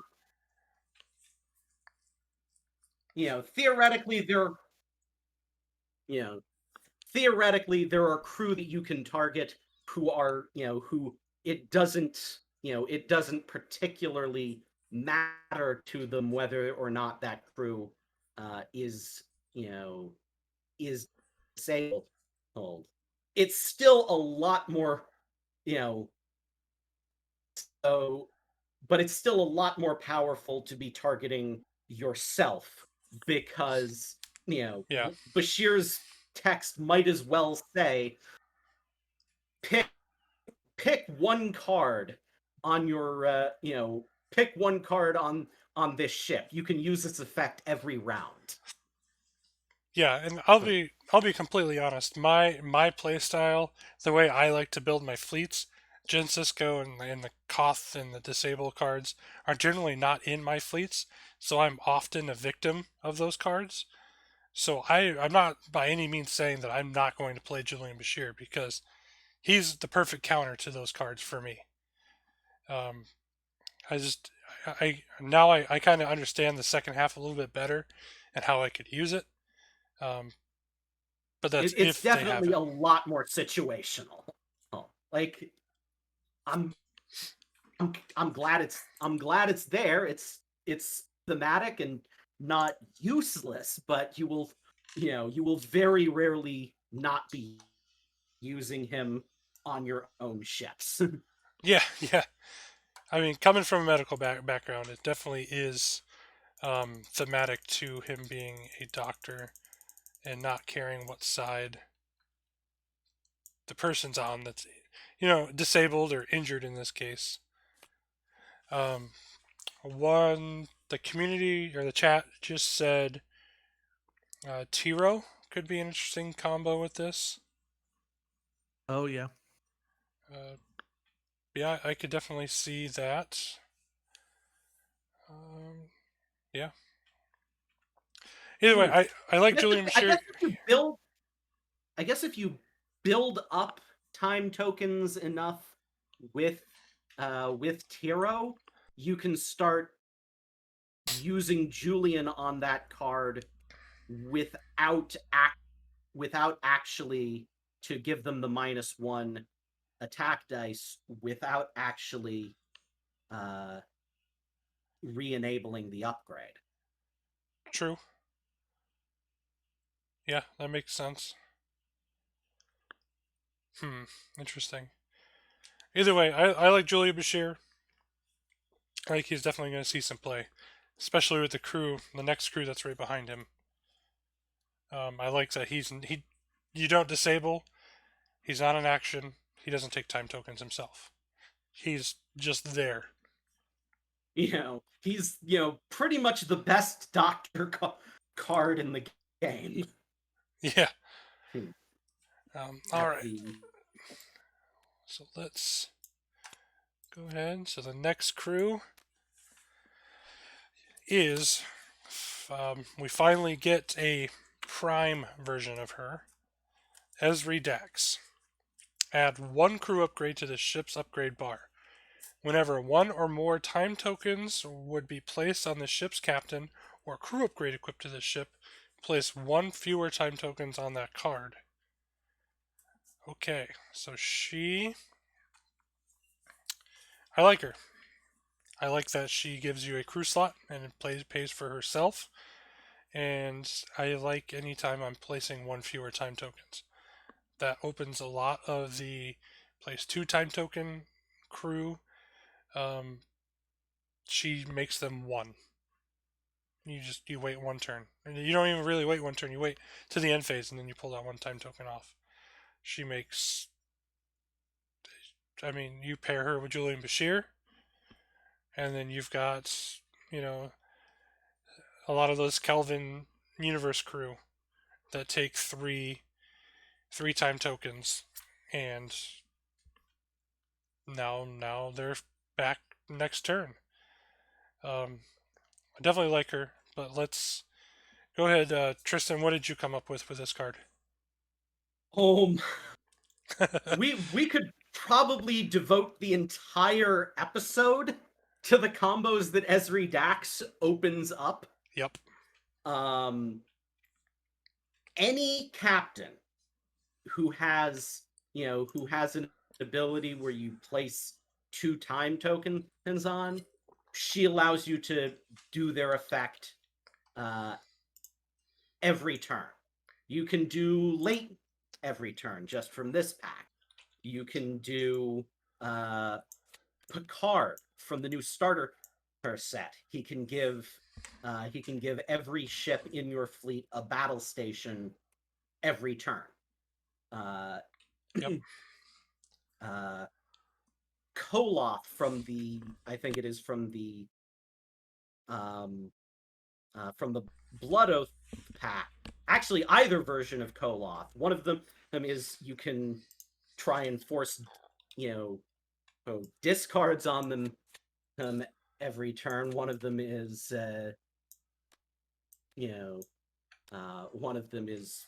perform an additional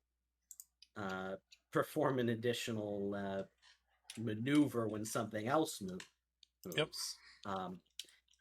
But the real power, even above that, is when you pair her with Leonard McCoy from the Kelvinverse. Because his side of the because he says when a captain would be discarded, place 2 time tokens on the captain and 2 time tokens on McCoy. Ooh. Jazia activates for both of them, and so you only place 1 time token on each of them, and now you can use effects that would discard your captain every turn. Kang from Blood Oath against the captain he hates, you can add 2 crits to every to an attack every turn. But of course, the really nasty one is you can activate Madred indefinitely. Oh yeah.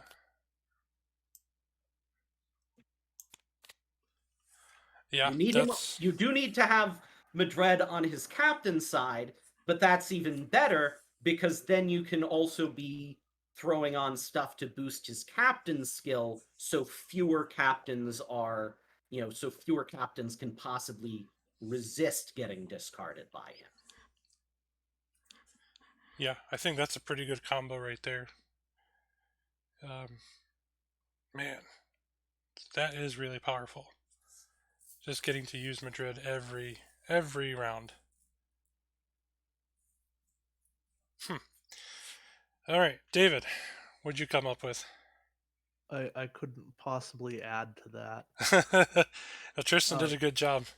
Yeah, all I will say is do not combine with the Cardassian talent, Dominion talent, all power to weapons. Then you're only getting the effect for 2 rounds instead of 3. Yeah. Unless you only want it for 2 rounds. Oh, yeah. No, I think Tristan pretty much covered all the bases with Esri. Really, like you said, any 2 time token captain. I think Animated Core is another one that's 2 time tokens. I'd thrown him up on the screen here. Oh, there he is. Yeah. So you could put her on a Klingon ship for 3 points. You get to use Core every turn. Permacloak. One attack die on 1 hit. Yep. Starter. Chat even said starter set Picard from 2017 pack with the battle stations, which I can see myself using because I'm always going for the battle station target lock combo. Oh, sorry. I do have one thing to add. Yeah. Run Odo on another ship. Copy Oh. Esri. Do more. Do more time token abuse. Oh man, let me grab Odo. Because that... Or Vendorian Spy. Oh, why not both? Yeah, yeah. Man. Someone else getting the idea that Esri might be a problem. I'm not saying she's broken. I'm just saying she's really good. Yeah. Like, there's a reason some of these cards are only supposed to be able to be used every other round. Yeah. She and Bashir are combo machines. Yeah. Yeah. And it is pretty scary what they can enable. I mean, if you're gonna run, I can see you running a whole fleet around Esri, Odo, Vendorian Spy.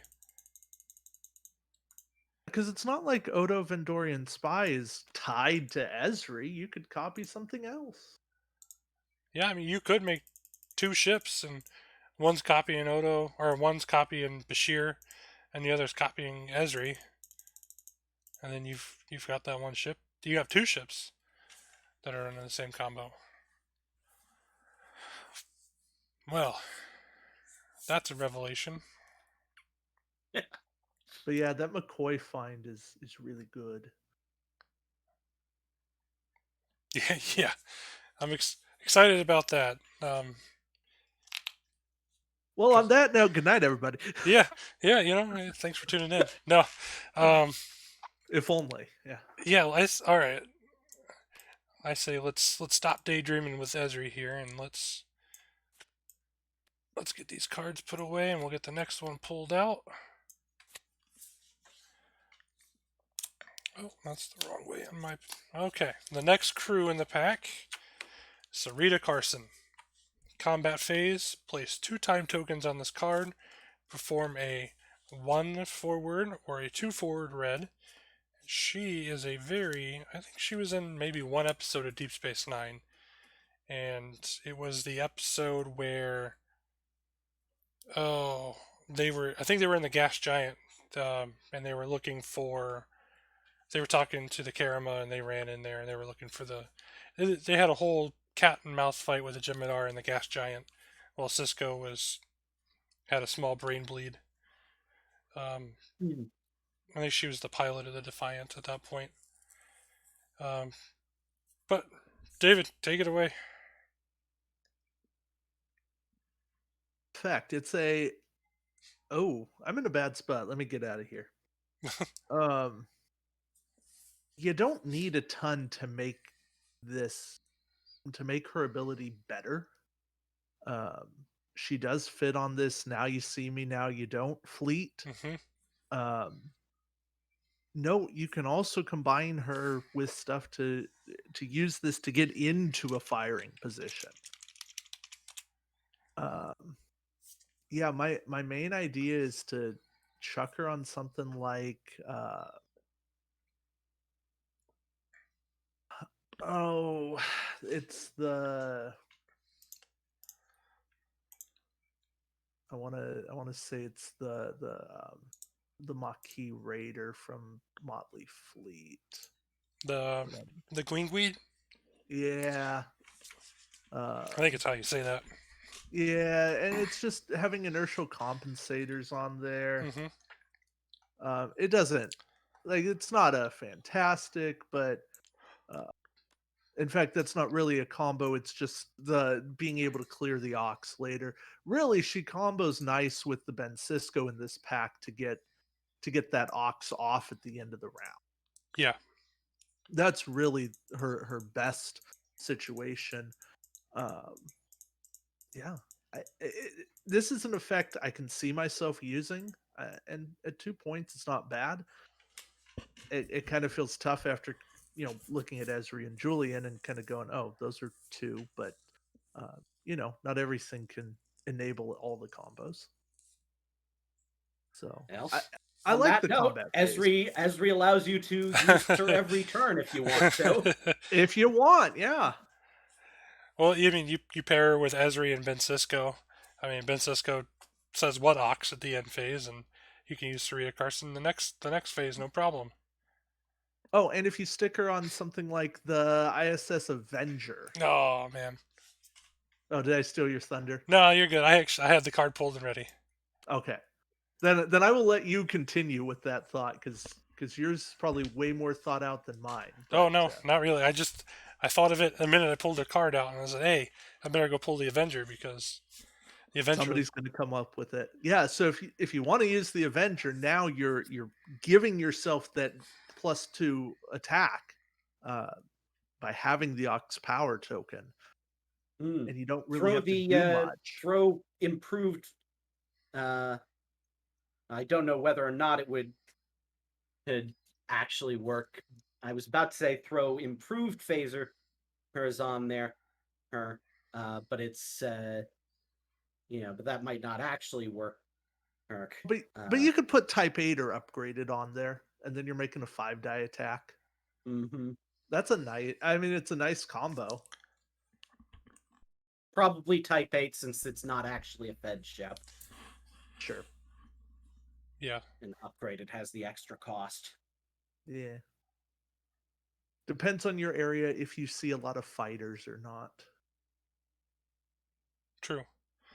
No, I like pairing her on the Avenger, as you said. It gives the Avenger wants the Ox to make itself more powerful, and really, if I'm attacking with an NX, and I've flown plenty of NXs in my time playing, I'm sticking within range 1 to 2.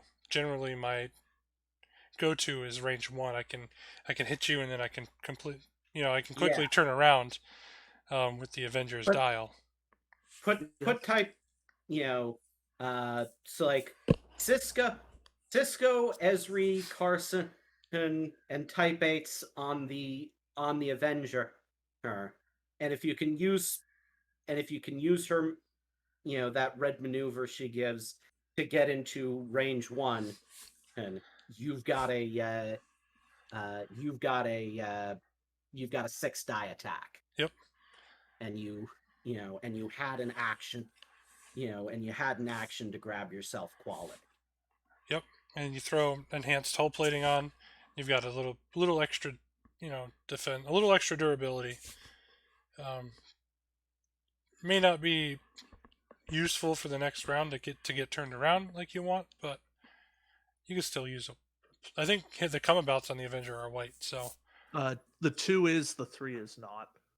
yeah, so you can still do it either way. At least the 2. But yeah, I like Sarita Carson. Throw Chekhov on there too. Yeah, yeah. That's true, because Esri gives you another crew slot, so you'd be getting a crew slot. Yeah, like I think it's the fact that Esri refunds her crew slot really takes her over the top. Like, not only is she a combo machine, but there's no opportunity cost to using her. Yeah. Oh man, I just thought of a good combo with Bashir as well. Is the Miles O'Brien, who you disable him to. Well, you take a disable token off a weapon or a tech and put it on him at the beginning of the planning phase. So then you can go with a thematic Julian Bashir, Miles O'Brien, best buddies build. All right, Sarita Carson. So I think we've pretty much nailed her. Or at least talked about her enough. Let's move on to Enrique Munez from the episode The Ship. When attacking or defending, place 2 time tokens on this card and target a friendly ship. This ship may use 1 battle station, evade, or scan token besides the target ship, as if it were besides this ship this game round. Range 1 to 2, 2 SP. Tristan, how about we start with you with this one? I think the first thing that comes to mind is there's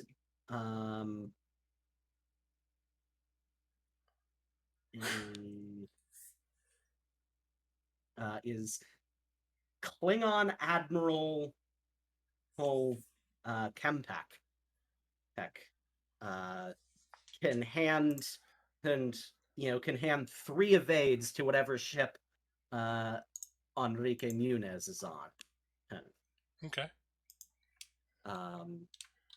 I mean, what more or less the idea here is, if you've got you build 1 ship in your fleet that can generate some insane amount of tokens, or I see it does say use and not spend. So if you take Chulak from the Vulcan pack, Chulak will give his own ship and Munez's ship, effective use of 3 scan tokens to, potentially devastate an opponent's access to defense dice. Except Enrique says use 1 token. Good point. It's still a nice idea, being able to get a scan on a ship that may not have scan, or battle stations on a ship that may not have battle stations. Enrique could pair very nice with Worf in this pack. Yeah. And there's nothing wrong with,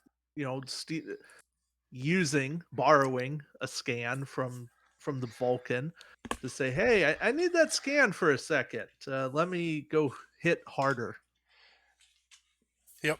Yeah, I think that's probably where he fits best, is playing with some of those Vulcan faction pack cards where they're just handing tokens out left and right. And he's an engineer, so the ability makes sense. Or even as a last ditch, hey, I need an evade. Yeah. Yeah, as for actual combos, I don't know. I don't know that he really needs combos so much as he needs other ships in a fleet that will actually use tokens. True. True. Yeah, I mean, and not every card in the game is going to be, combos, or it's going to need a combo. And this card definitely falls into that category of it needs other ships. It needs, you know, the Intrepid that's handing out, a battle station and a scan to, or an evade and a scan to itself and another ship, and then Enrique can use that evade or that scan token, or it can do that. He can do that if he needs to. Um, so yeah, I think he falls into a category where there's really no combos for him. All right, so let's pull him down. Now we're getting into the weapons that are in this pack, and I, for one, am happy to see this upgrade in here. So it is one per ship. It is the phaser cannons upgrade for 4 attack dice. Attack. Place 3 time tokens on this card and target an opposing ship, range 1 to 2. After attacking with this weapon upgrade, you may make an attack with this ship's primary weapon. Okay. This is a good, very thematic to what we've seen of the USS Defiant and what it does in the show. But I think we're going to lead with David on this one. Yeah. So obviously anything that boosts overall weapons is going to be good. Type 8 upgraded. That's going to boost your second thing, your second attack. A friendly Denatra is going to help both. Yeah. And ultimately, I'm looking at additional phaser arrays again, because this says after attacking with this weapon, you may make an attack with the ship's primary weapon, and then additional phaser arrays says after you make an attack with your primary weapon, you may disable this card to make an additional attack with your primary weapon. At -2, yeah. At -2 dice, but never mind that. It's all about how many attacks can we toss on here. Oh yeah. And we can just keep going with that sort of stuff. And I don't even mind this being Defiant class locked. No. Yeah, if you've got this on, if you manage to get phaser cannons, additional phaser arrays, Type 8 and upgraded, which is gonna take some doing, because you're needing to add slots on the Defiant, and but that alone right there, gives you an attack sequence of a 4 dice attack, a 5 dice attack, and a 3 dice attack. And that's before you throw in stuff like stuff like Denatra or whatever other passive boosts you can grab. And then look for stuff to then look for stuff to free up time tokens off the phaser cannons, and enable and keep the additional phaser arrays enabled. So stuff like Arsenal, Kolana from the Blood Oath pack, Ooh, Kolana. Loger,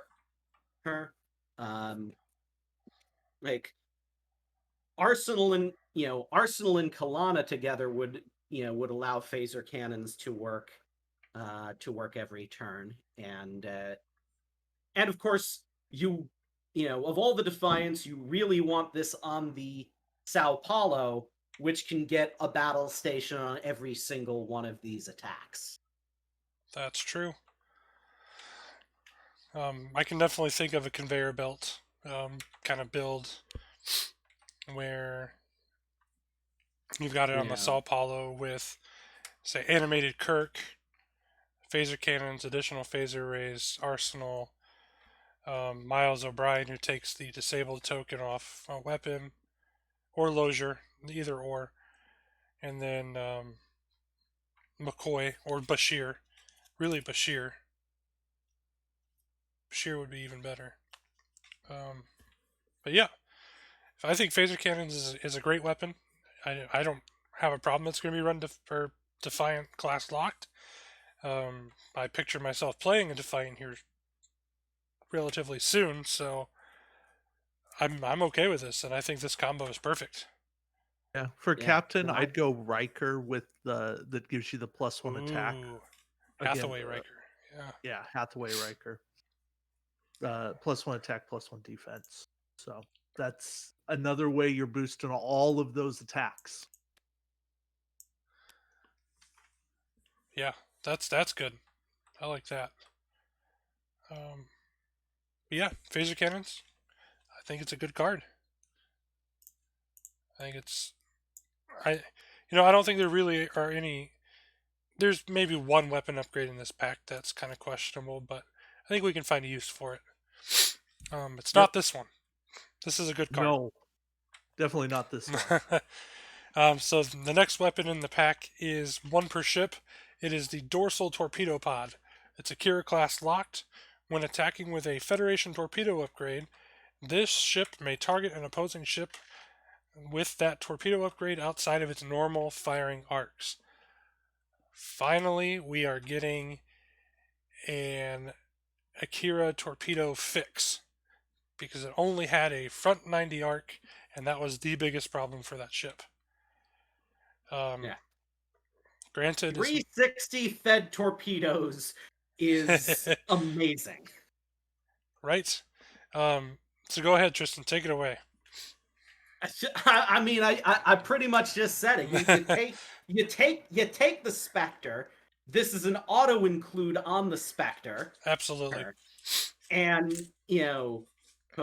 and now you hardly need to care about what you do with maneuvering your Akira class because you've got a 360 arc, Kirk, and I guess you want to avoid getting into range 1 maybe, but you're hurling some of the best torpedoes in the game at a 360 at a 360 arc, and if it's on the Spectre, you're also automatically stripping off an extra shield when you do. Yep. Yeah, I don't think there's. I think that's the perfect combo for this. Again, as you said, the Fed torpedoes would be a 5-die attack from range 2 to 3, and then if you hit, which more than likely you're going to with the quality that the Fed torpedoes brings itself, you're going to take a shield away. I don't know, David. You got anything to add to that? Nope. That's exactly what you do with these. If you're running resources, also use either the high yield photon torpedo resource, or the or a flagship to boost the Akira's primary weapon value. Yep. But other than that, yeah, it pretty much speaks for itself. Absolutely. One thing, don't forget, high yield photon torpedoes is a card in the game. They cost 6, but they give you 6 dice. It is Federation. Yep. And they are a photon torpedo. Yeah, I guess they would be 5 dice piece for the Spectre, or 5 cost for the Spectre. Yes. Yeah, I mean, I guess technically quantum torpedoes would work with this card. It's just got to be torpedo. When you put them on the Spectre, Sakana can further discount them because the Spectre will bring them down to 5, and they'll qualify for Sakana's discount. Yep. Yeah. Good stuff with this card. This is a good card. A good fix. Alright, so the next card on the list is the Experimental Torpedo Bay. It is a unique start of the game. Place a torpedo upgrade with a printed SP cost of 5 or less face down beneath this card. Combat phase. Discard this card. Flip the card beneath this card face up and equip it to this ship, ignoring restrictions. David, let's start with you. Guess we can put torpedoes on shuttles. Oh, That's about all I got. Well, Experimental Torpedo Bay is just one of those cards where I go, okay, it's future proof. The torpedoes that I might want to bring, they cost 6. And I don't wanna. yeah. I think so. I don't think that they would work on shuttles. Oh, I never said reveal on a shuttle. I said put on a shuttle. Huh. Put this on a shuttle and then transport it and put it somewhere else. Yeah, you've already. I guess you've already got pork for that. I think it might not. The face down things might have to qualify for being on the shuttle anyway. No, you can hide a more expensive card under cork on a shuttle. Hmm. The card under cork has 0 cost on a shuttle. Shuttles just care about their cost. All right. Well, anyway, I think the thing that I was thinking with this was put this on the Reliant with the with Romulan plasma torpedoes, the 5, the 5 dice version. Oh. Interesting. You've got, because it's looking at printed costs, not converted costs, so you Right. can put out a faction stuff under there, and maneuver the Reliant into range 1. That's a 6 dice case attack with a pseudo target lock, or that's fairly reusable for 2 points. Yeah. The one thought I had was the Dominion 8. The Dominion torpedo. That's 5. It's the 8. The 8 attack dice one. It'd be free under this. It is a torpedo. 5 points. It's just you discard that torpedo. And you have to. It's got.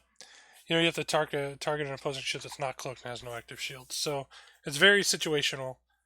If you're going to use the combo that I came up with, the plasma torpedoes is an interesting one. I didn't think about that. But I see what WizKids was trying to do. They're trying to make some of the older. You wish it was 6 for quantum torpedoes. Yeah. Yeah, I mean, it seems like an attempt by WizKids to fix some of the older torpedoes, and to kind of bring them back, per se. But at the same time, if you buy this pack, you're getting 2 of the Federation torpedoes. You're literally getting 2 copies of the better torpedoes.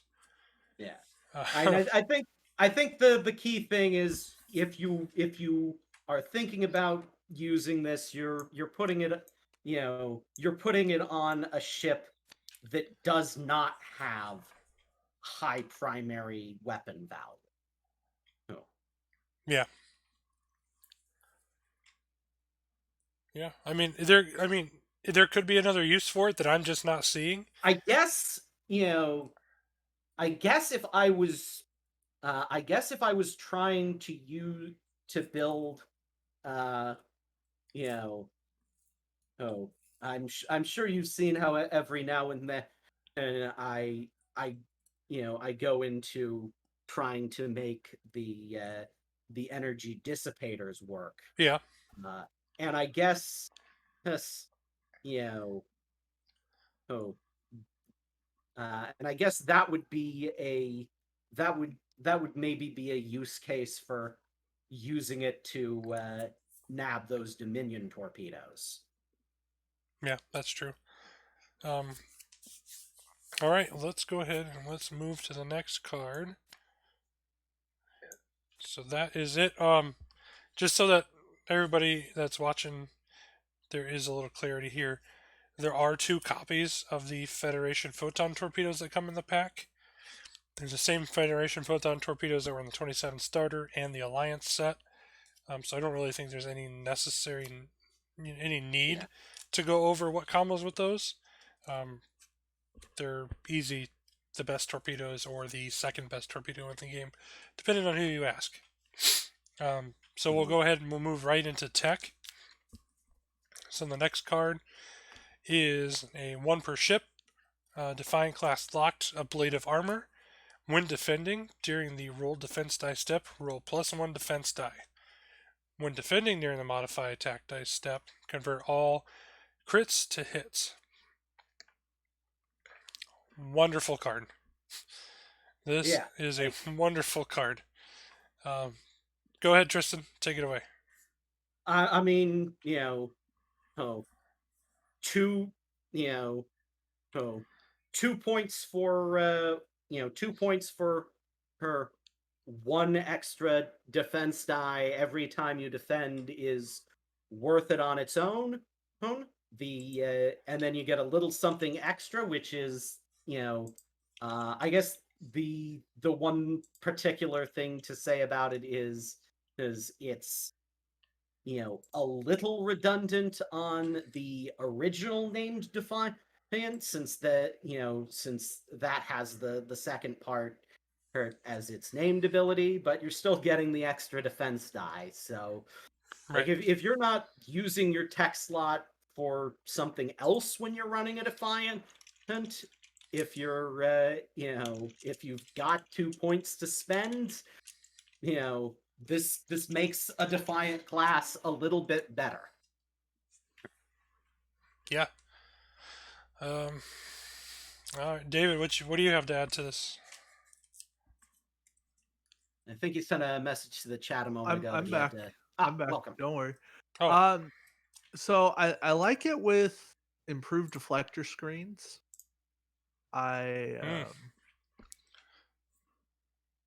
There's right. It's like I want to make more of this. Okay, I'm not going to take crits. I'm going to take hits. I want to really negate what's coming into me. The thing is, there's just not a ton of reusable effects that aren't ship based. yeah. And that's what's really hurting. And yeah, I don't know. It's solid. I mean, this screams to me, hey, the Defiant. Don't worry about the Defiant. That ship never existed. We want you to use the new thing now. But yeah, for what it is, I like. Hey, roll an extra defense die now. Like on the Sao Paulo, you have even more reason to make sure you have a battle station left over for defense. Yeah. Okay. Great. If the if your Defiant class is this equipped and it's targeted by the Odyssey's ability, that's your rule of 3 defense die boost right there. Yep. And yeah, it makes the it makes the Sao Paulo, the ISS Defiant, and even the Valiant the same but better to an even greater degree than they already were as the original named Defiant. Yep, I definitely, this. I see this being played in a defensive. It's obviously a defense card. Um, so it's going to be. If I'm going to play it, I'm going to play it as a defense build. And we're talking bring in the Odyssey. We're talking Hood Riker, Sulu, maybe even Captain Hathaway Riker versus Hood Riker. Because then you're getting +1 attack and then +1 defense, depending on who you're attacking. But there's a lot of good combos that can come with this card. You can definitely boost your defense die. You can boost your shields. Improved deflector screens is a great option to kind of get rid of one of those hits. Really, I mean, not a lot of people are. You're not going to see a lot of crits get rolled in a roll because there's it's a 1 in 8 chance. Really, Yeah. probability makes it even less than that. But when they come in, they pack a punch. Yeah. Yeah, but hey, I like the card. It makes sense. It pairs well. I mean, they talk about it in the show how the Defiant's got this armor that can take a beating with the shields down for a minute. I'm on board. So let's pull the next card here. And now we got something for the big ships. It is unique. Advanced shields. Federation ship only, +5 hull. Add 2 shields to this ship's shield value. Action, remove this card from play. Repair up to 3 shields on this ship. Alright, I already forgot who went first last time. I went first last time. Alright, then we'll let David go. And would love this if only it had the 5th hull point. Yeah. So really, I see this on the same kind of ships that you want reinforced shields. Make sure I actually have that name correct. Yeah, reinforced shields. The 1 point Romulan card. When this ship suffers 3 or more damage from a single attack, repair 1 shield. Yeah. So that's things like the Riemann Warbird, your Borg spheres, maybe the Enterprise E. I think this is Federation ship only. It looks like. Is it? Okay. Yeah. So Enterprise E, Voyager can't do it. It's only got 4 hull. Deep Space Nine. Ooh. There we go. Now we're cooking with gas. Deep Space Nine might benefit from this the most. Because really, you're looking at the Sovereign and the Akira are your 5 hull Federation and the Galaxy class. Mm-hmm. But I think it's Deep Space Nine or the Enterprise E are really the ones that would actually make use of it. You got your Excelsior classes as well that are sitting at 5. Okay. I don't think that that's an investment worth making. I think Deep Space Nine's the best place to put it. It's definitely interesting. Tristan, what do you got? I mean, I was definitely going to say reinforced shielding as well. Obviously, if you can afford also having shield adaptation,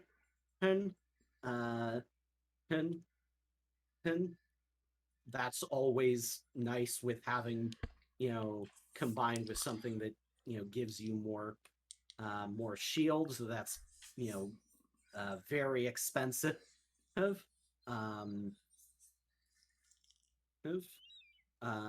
yeah, I mean it's limited what this can, it's limited what this can go on is, and and even in a lot of those cases, you would probably get almost as much mileage out of um, you know reinforced shielding from alliance.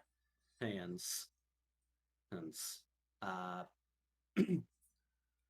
but having the ability to gain 3 shields back once you run out is kind of nice. Yeah. Sorry, I have one more place. The Kelvin Constitution. Oh, that's a I think that's a 6-hole, 3 shield. I think that's a fun place for it. yeah. Probably, and probably one that's a lot more buildable than Deep Space Nine, where this would take up half the points that you could put on Deep Space Nine in tournament play. Yeah. Or details. Yeah, I think then the natural combo with advanced shields, I think, is probably systems upgrade, where now you're boosting your shields up to the max. Rule 3 comes in with that, so you got your 3 shields, and then as a last ditch effort, you're taking a lot of damage. You can do the action to repair up to 3 shields. You'll be sacrificing, your action, but there's other ways to get quality, so it could be good. So sacrifice your 2 bonus shields. Yeah. To repair up to 3 shields. So yeah, I think I you mean, do want something you like use the system. action when you're fully out of shields, I think. Yeah. I think. Yep. That's what I meant when you're taking a beating, and your shields are either you just lost them or you're down to 1, and then you remove the card from play, grab 3 more shields, and you're looking pretty good for the next round. The next round of combat, anyway. Yeah, that round. Yeah, yeah. No, I like the card. I think my playstyle, the Kelvin Constitution, is very interesting. Because you can do a lot with that. I was going to put it on a Galaxy class, but Kelvin Constitution is very interesting. So let's move over to the next card. This is a very, very juicy card. It is unique. Metaphasic Sweep. Free action. Discard this card. Perform a target lock action as a free action, even if the target ship has a cloak token beside it. Federation, 1 point. Now we have a way to target cloakers, even if it is just for that one. But that opens cloakers up to Fed torpedoes. Yeah, with Fed torpedoes against most cloakers short of the Riemann Warbird, 1 target lock is probably all you need. Yeah.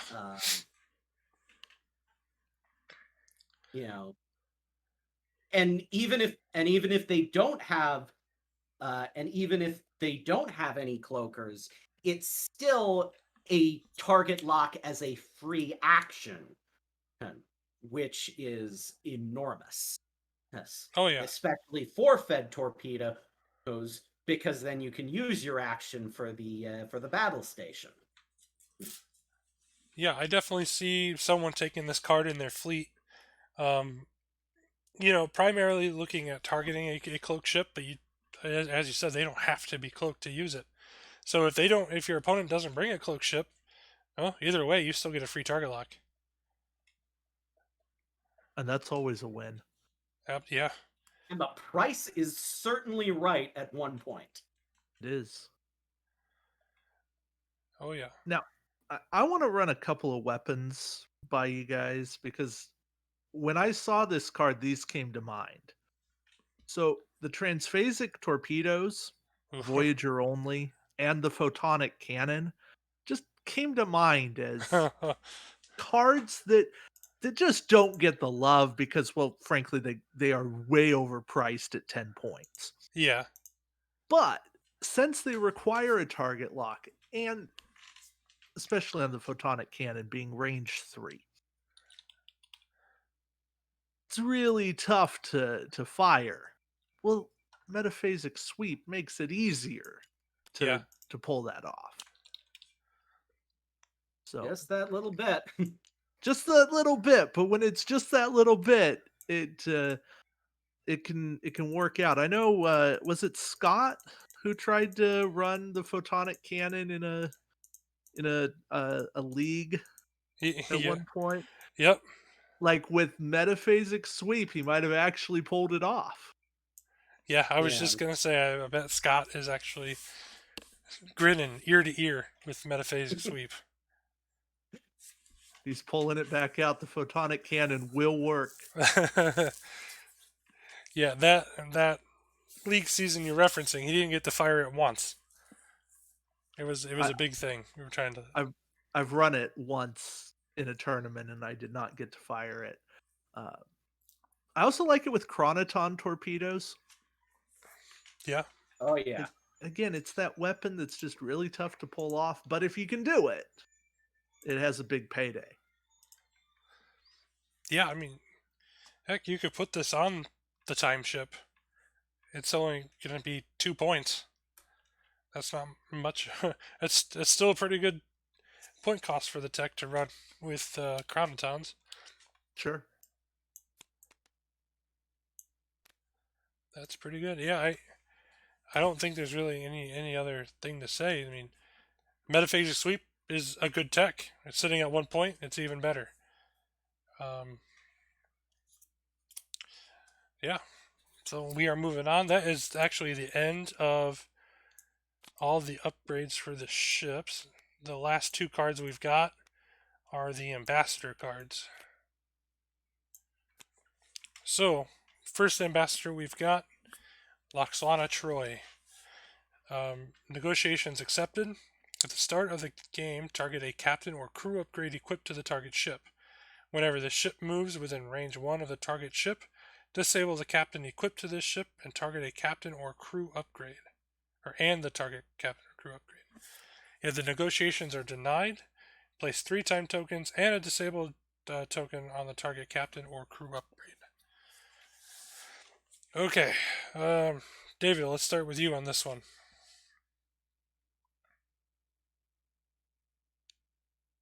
The combo is to run her with Hood Riker.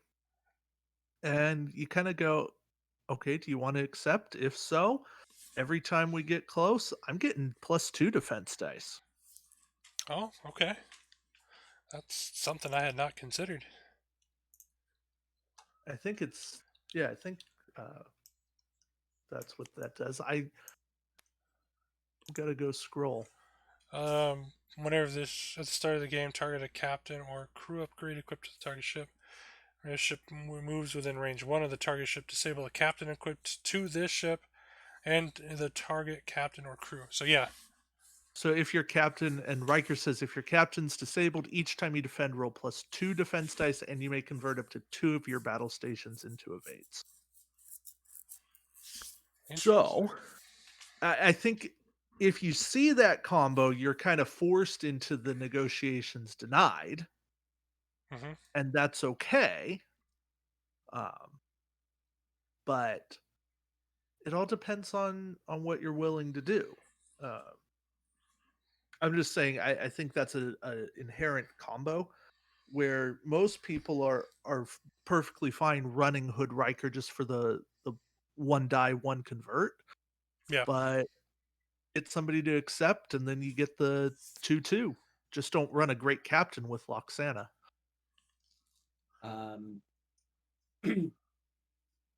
You know, one of my thoughts is, like run like I was certainly thinking like, run her on a, supporting supporting science vessel. Hmm. Uh, maybe with if Denatra, if you move into range 1, you disable both, you can then use your action to re-enable your captain, and uh and if they accept the negotiations, that's that's a path towards forcing a captain to be vulnerable to Madrid right there. Uh, and the and I think and I think one of your best case scenarios is to go into a match with Troy and see Gen Con on the other side of the table. Because if you target Gen Con, he has to choose between in I'm at regular risk of you know uh, getting disabled, which is really rough, which negates my awesome ability. But if he denies it, uh, that is uh, you know because normally, because for most captains, they get disabled in 3 time tokens at the start of the game. That's always rough, but at least they can take the disabled token off as their first action in most cases and still have their captain skill. Khan will be stuck at Gen Con if he denies negotiations with Troy, is stuck at captain skill 6 until the last time token comes off. Right. Yeah, that's a good point. I'll tell you, if I'm running Loxana Troy and a fleet, um, I'm definitely going to use the Hood Riker combo. I didn't think of that, but my target of my negotiations would be, if my opponent is running it, would be Jennifer Cisco. So either they're going to have to accept or deny, and if they deny, then Jen Cisco is going to get the disable token and the 3 time tokens and can't do anything at the start of the game. Where if they accept, so they can use Jen Cisco, then when I get in a range, Riker is going to get the bonus 2 defense die and 2 conversions. That's my thought. Yeah.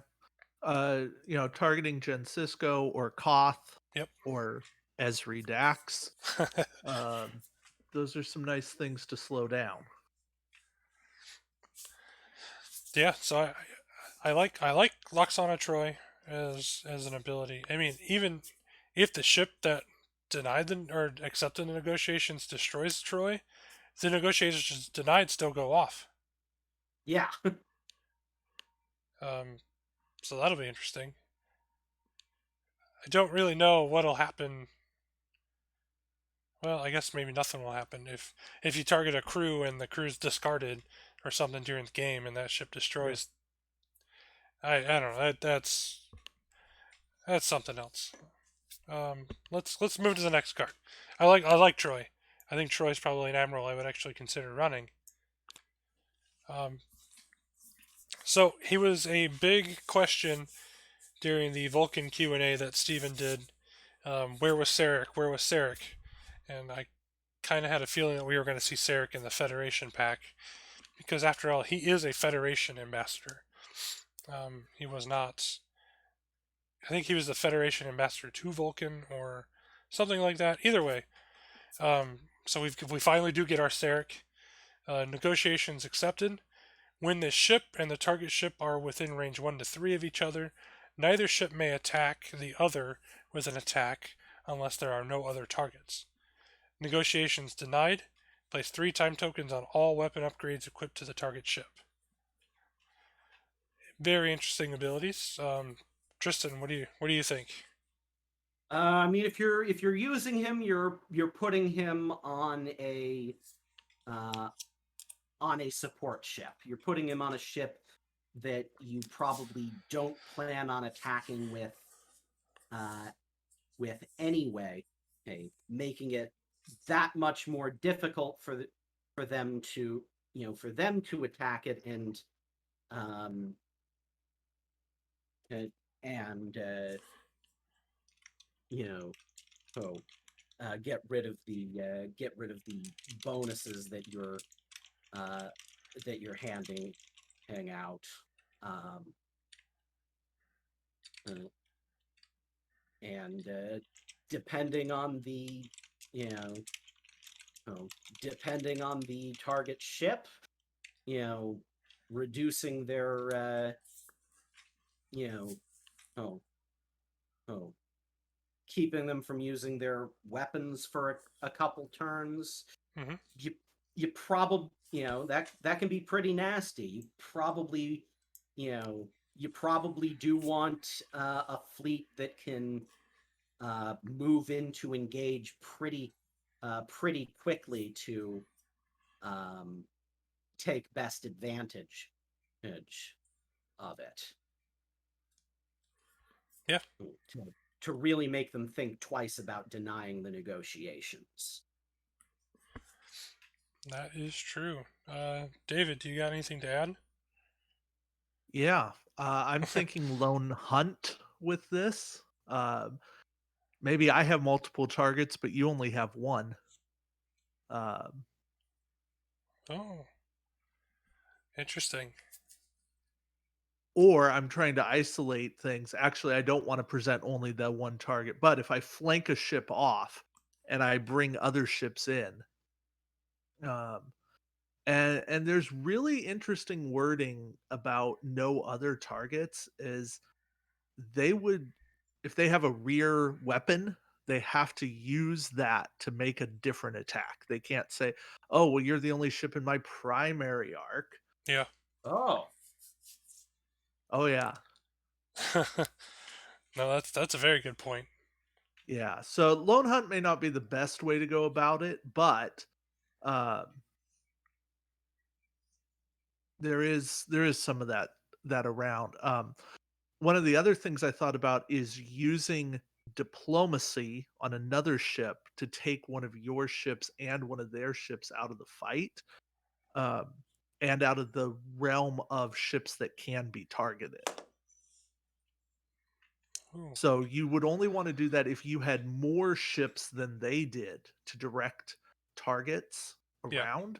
But if they're down to 2 ships and you still have 3 ships, you can force their targets to go where you want and you can still target their own ship.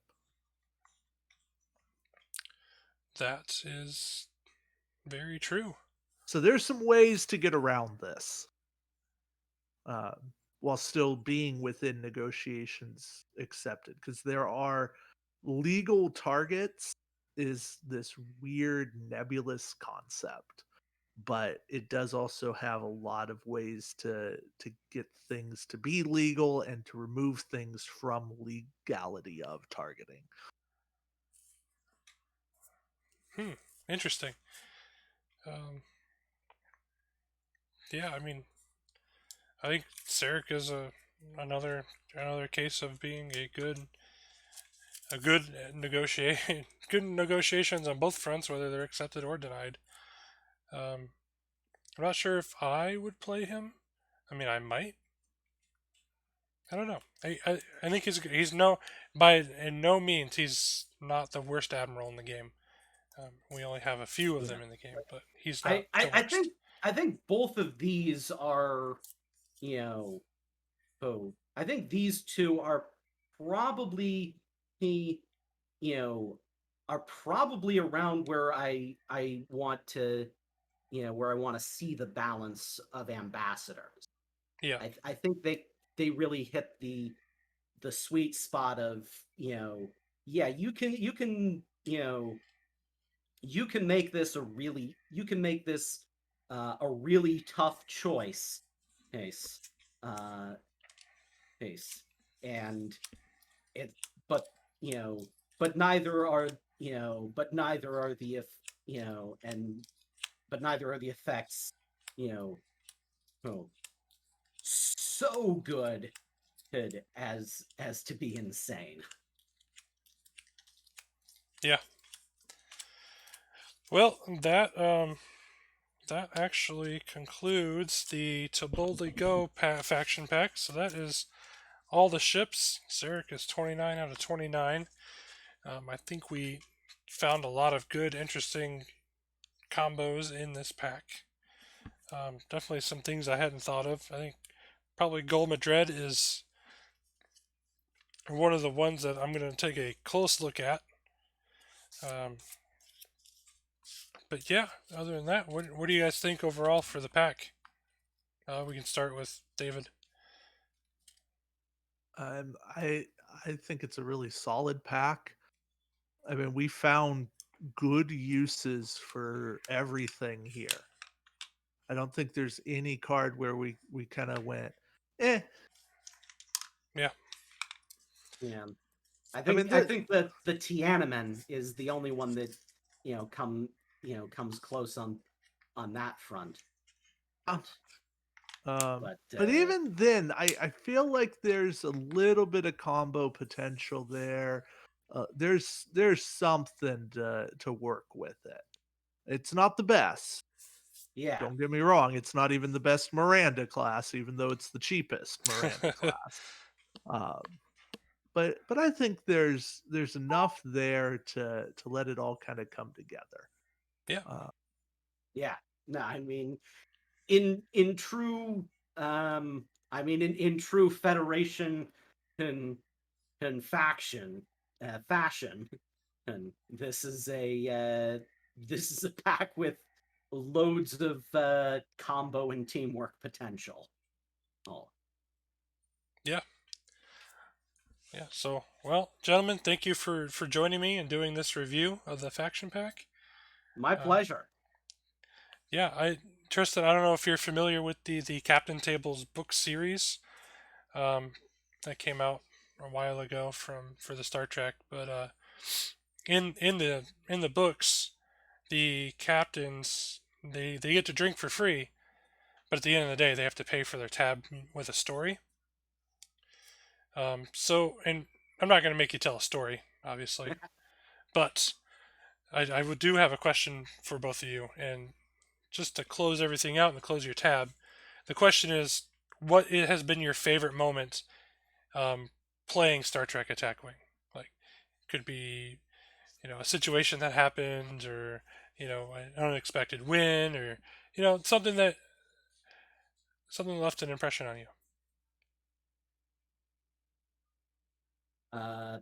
Well, I think it was 2 leagues ago. Oh, not the one that just wrapped up. Mm-hmm.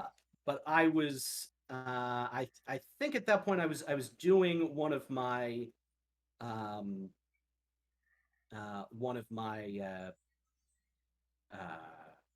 energy dissipator builds. That you were. And I had the Grissom as a support ship carrying Uhura to help enable that and built it pretty defensively, and so on, like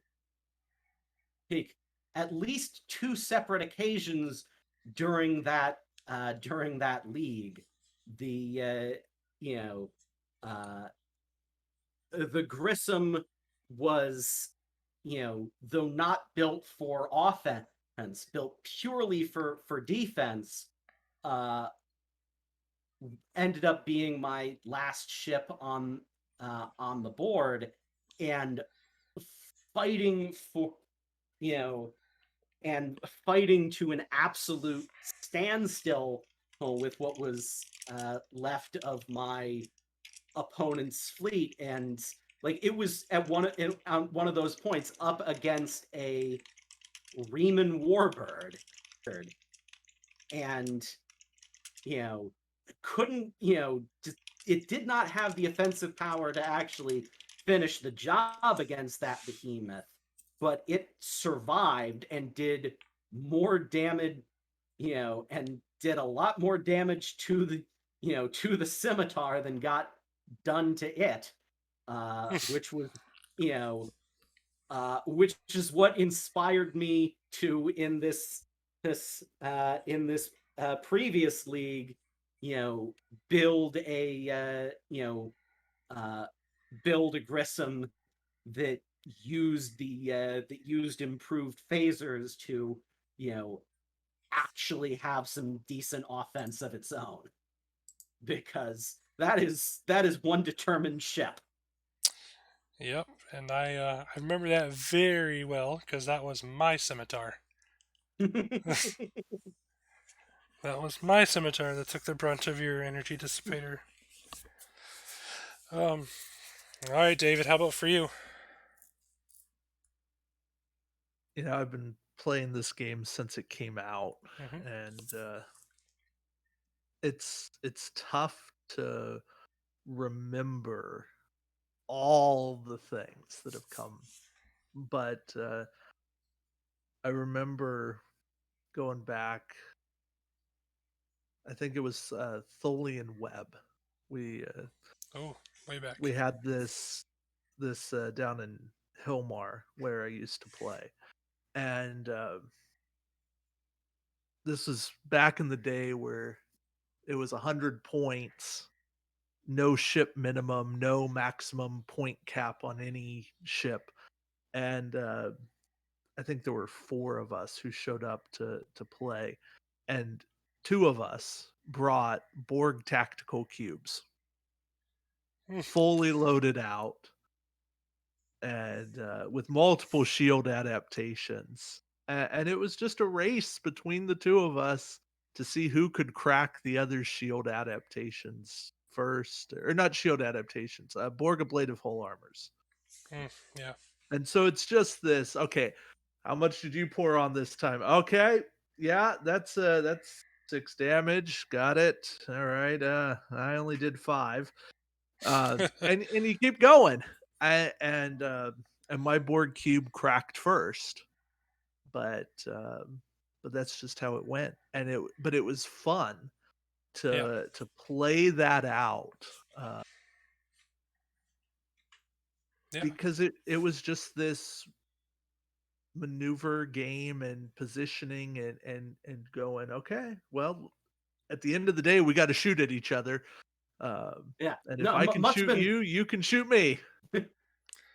Yeah. must have been real interesting with the shrinking with the shrinking arena too, where Oh you yeah, and we knew by the time it got to the closest point, only one of us would be able to exist in there. So it was kind of down to, well, it'll probably end up being that neither of us makes it, so we kind of want a winner before we both lose, and we were willing to do that. Yeah. That's awesome. My favorite moment that's happened to me in Attack Wing so far. Um, I went to nationals in 2019, and I got to play Scott Altman in the um, just the free play. It wasn't the tournament. It was just we showed up and played. And we were doing the obstacles scenario. Um, and it came down to, like, Scott and we had cleared each other's fleets all down to just, it was 1v1. And it was his Romulan science vessel versus my NX Enterprise. And my NX had, a trail of Ox powers, so it wasn't able to maneuver very well, to try and catch Scott. And all Scott was doing was sitting on the other side of a space station obstacle, just doing the science vessel thing of, well, I'm going to come about 1 or 2, and he just kept doing that. And my NX was matching him on the other side of the space station, and with the actions we were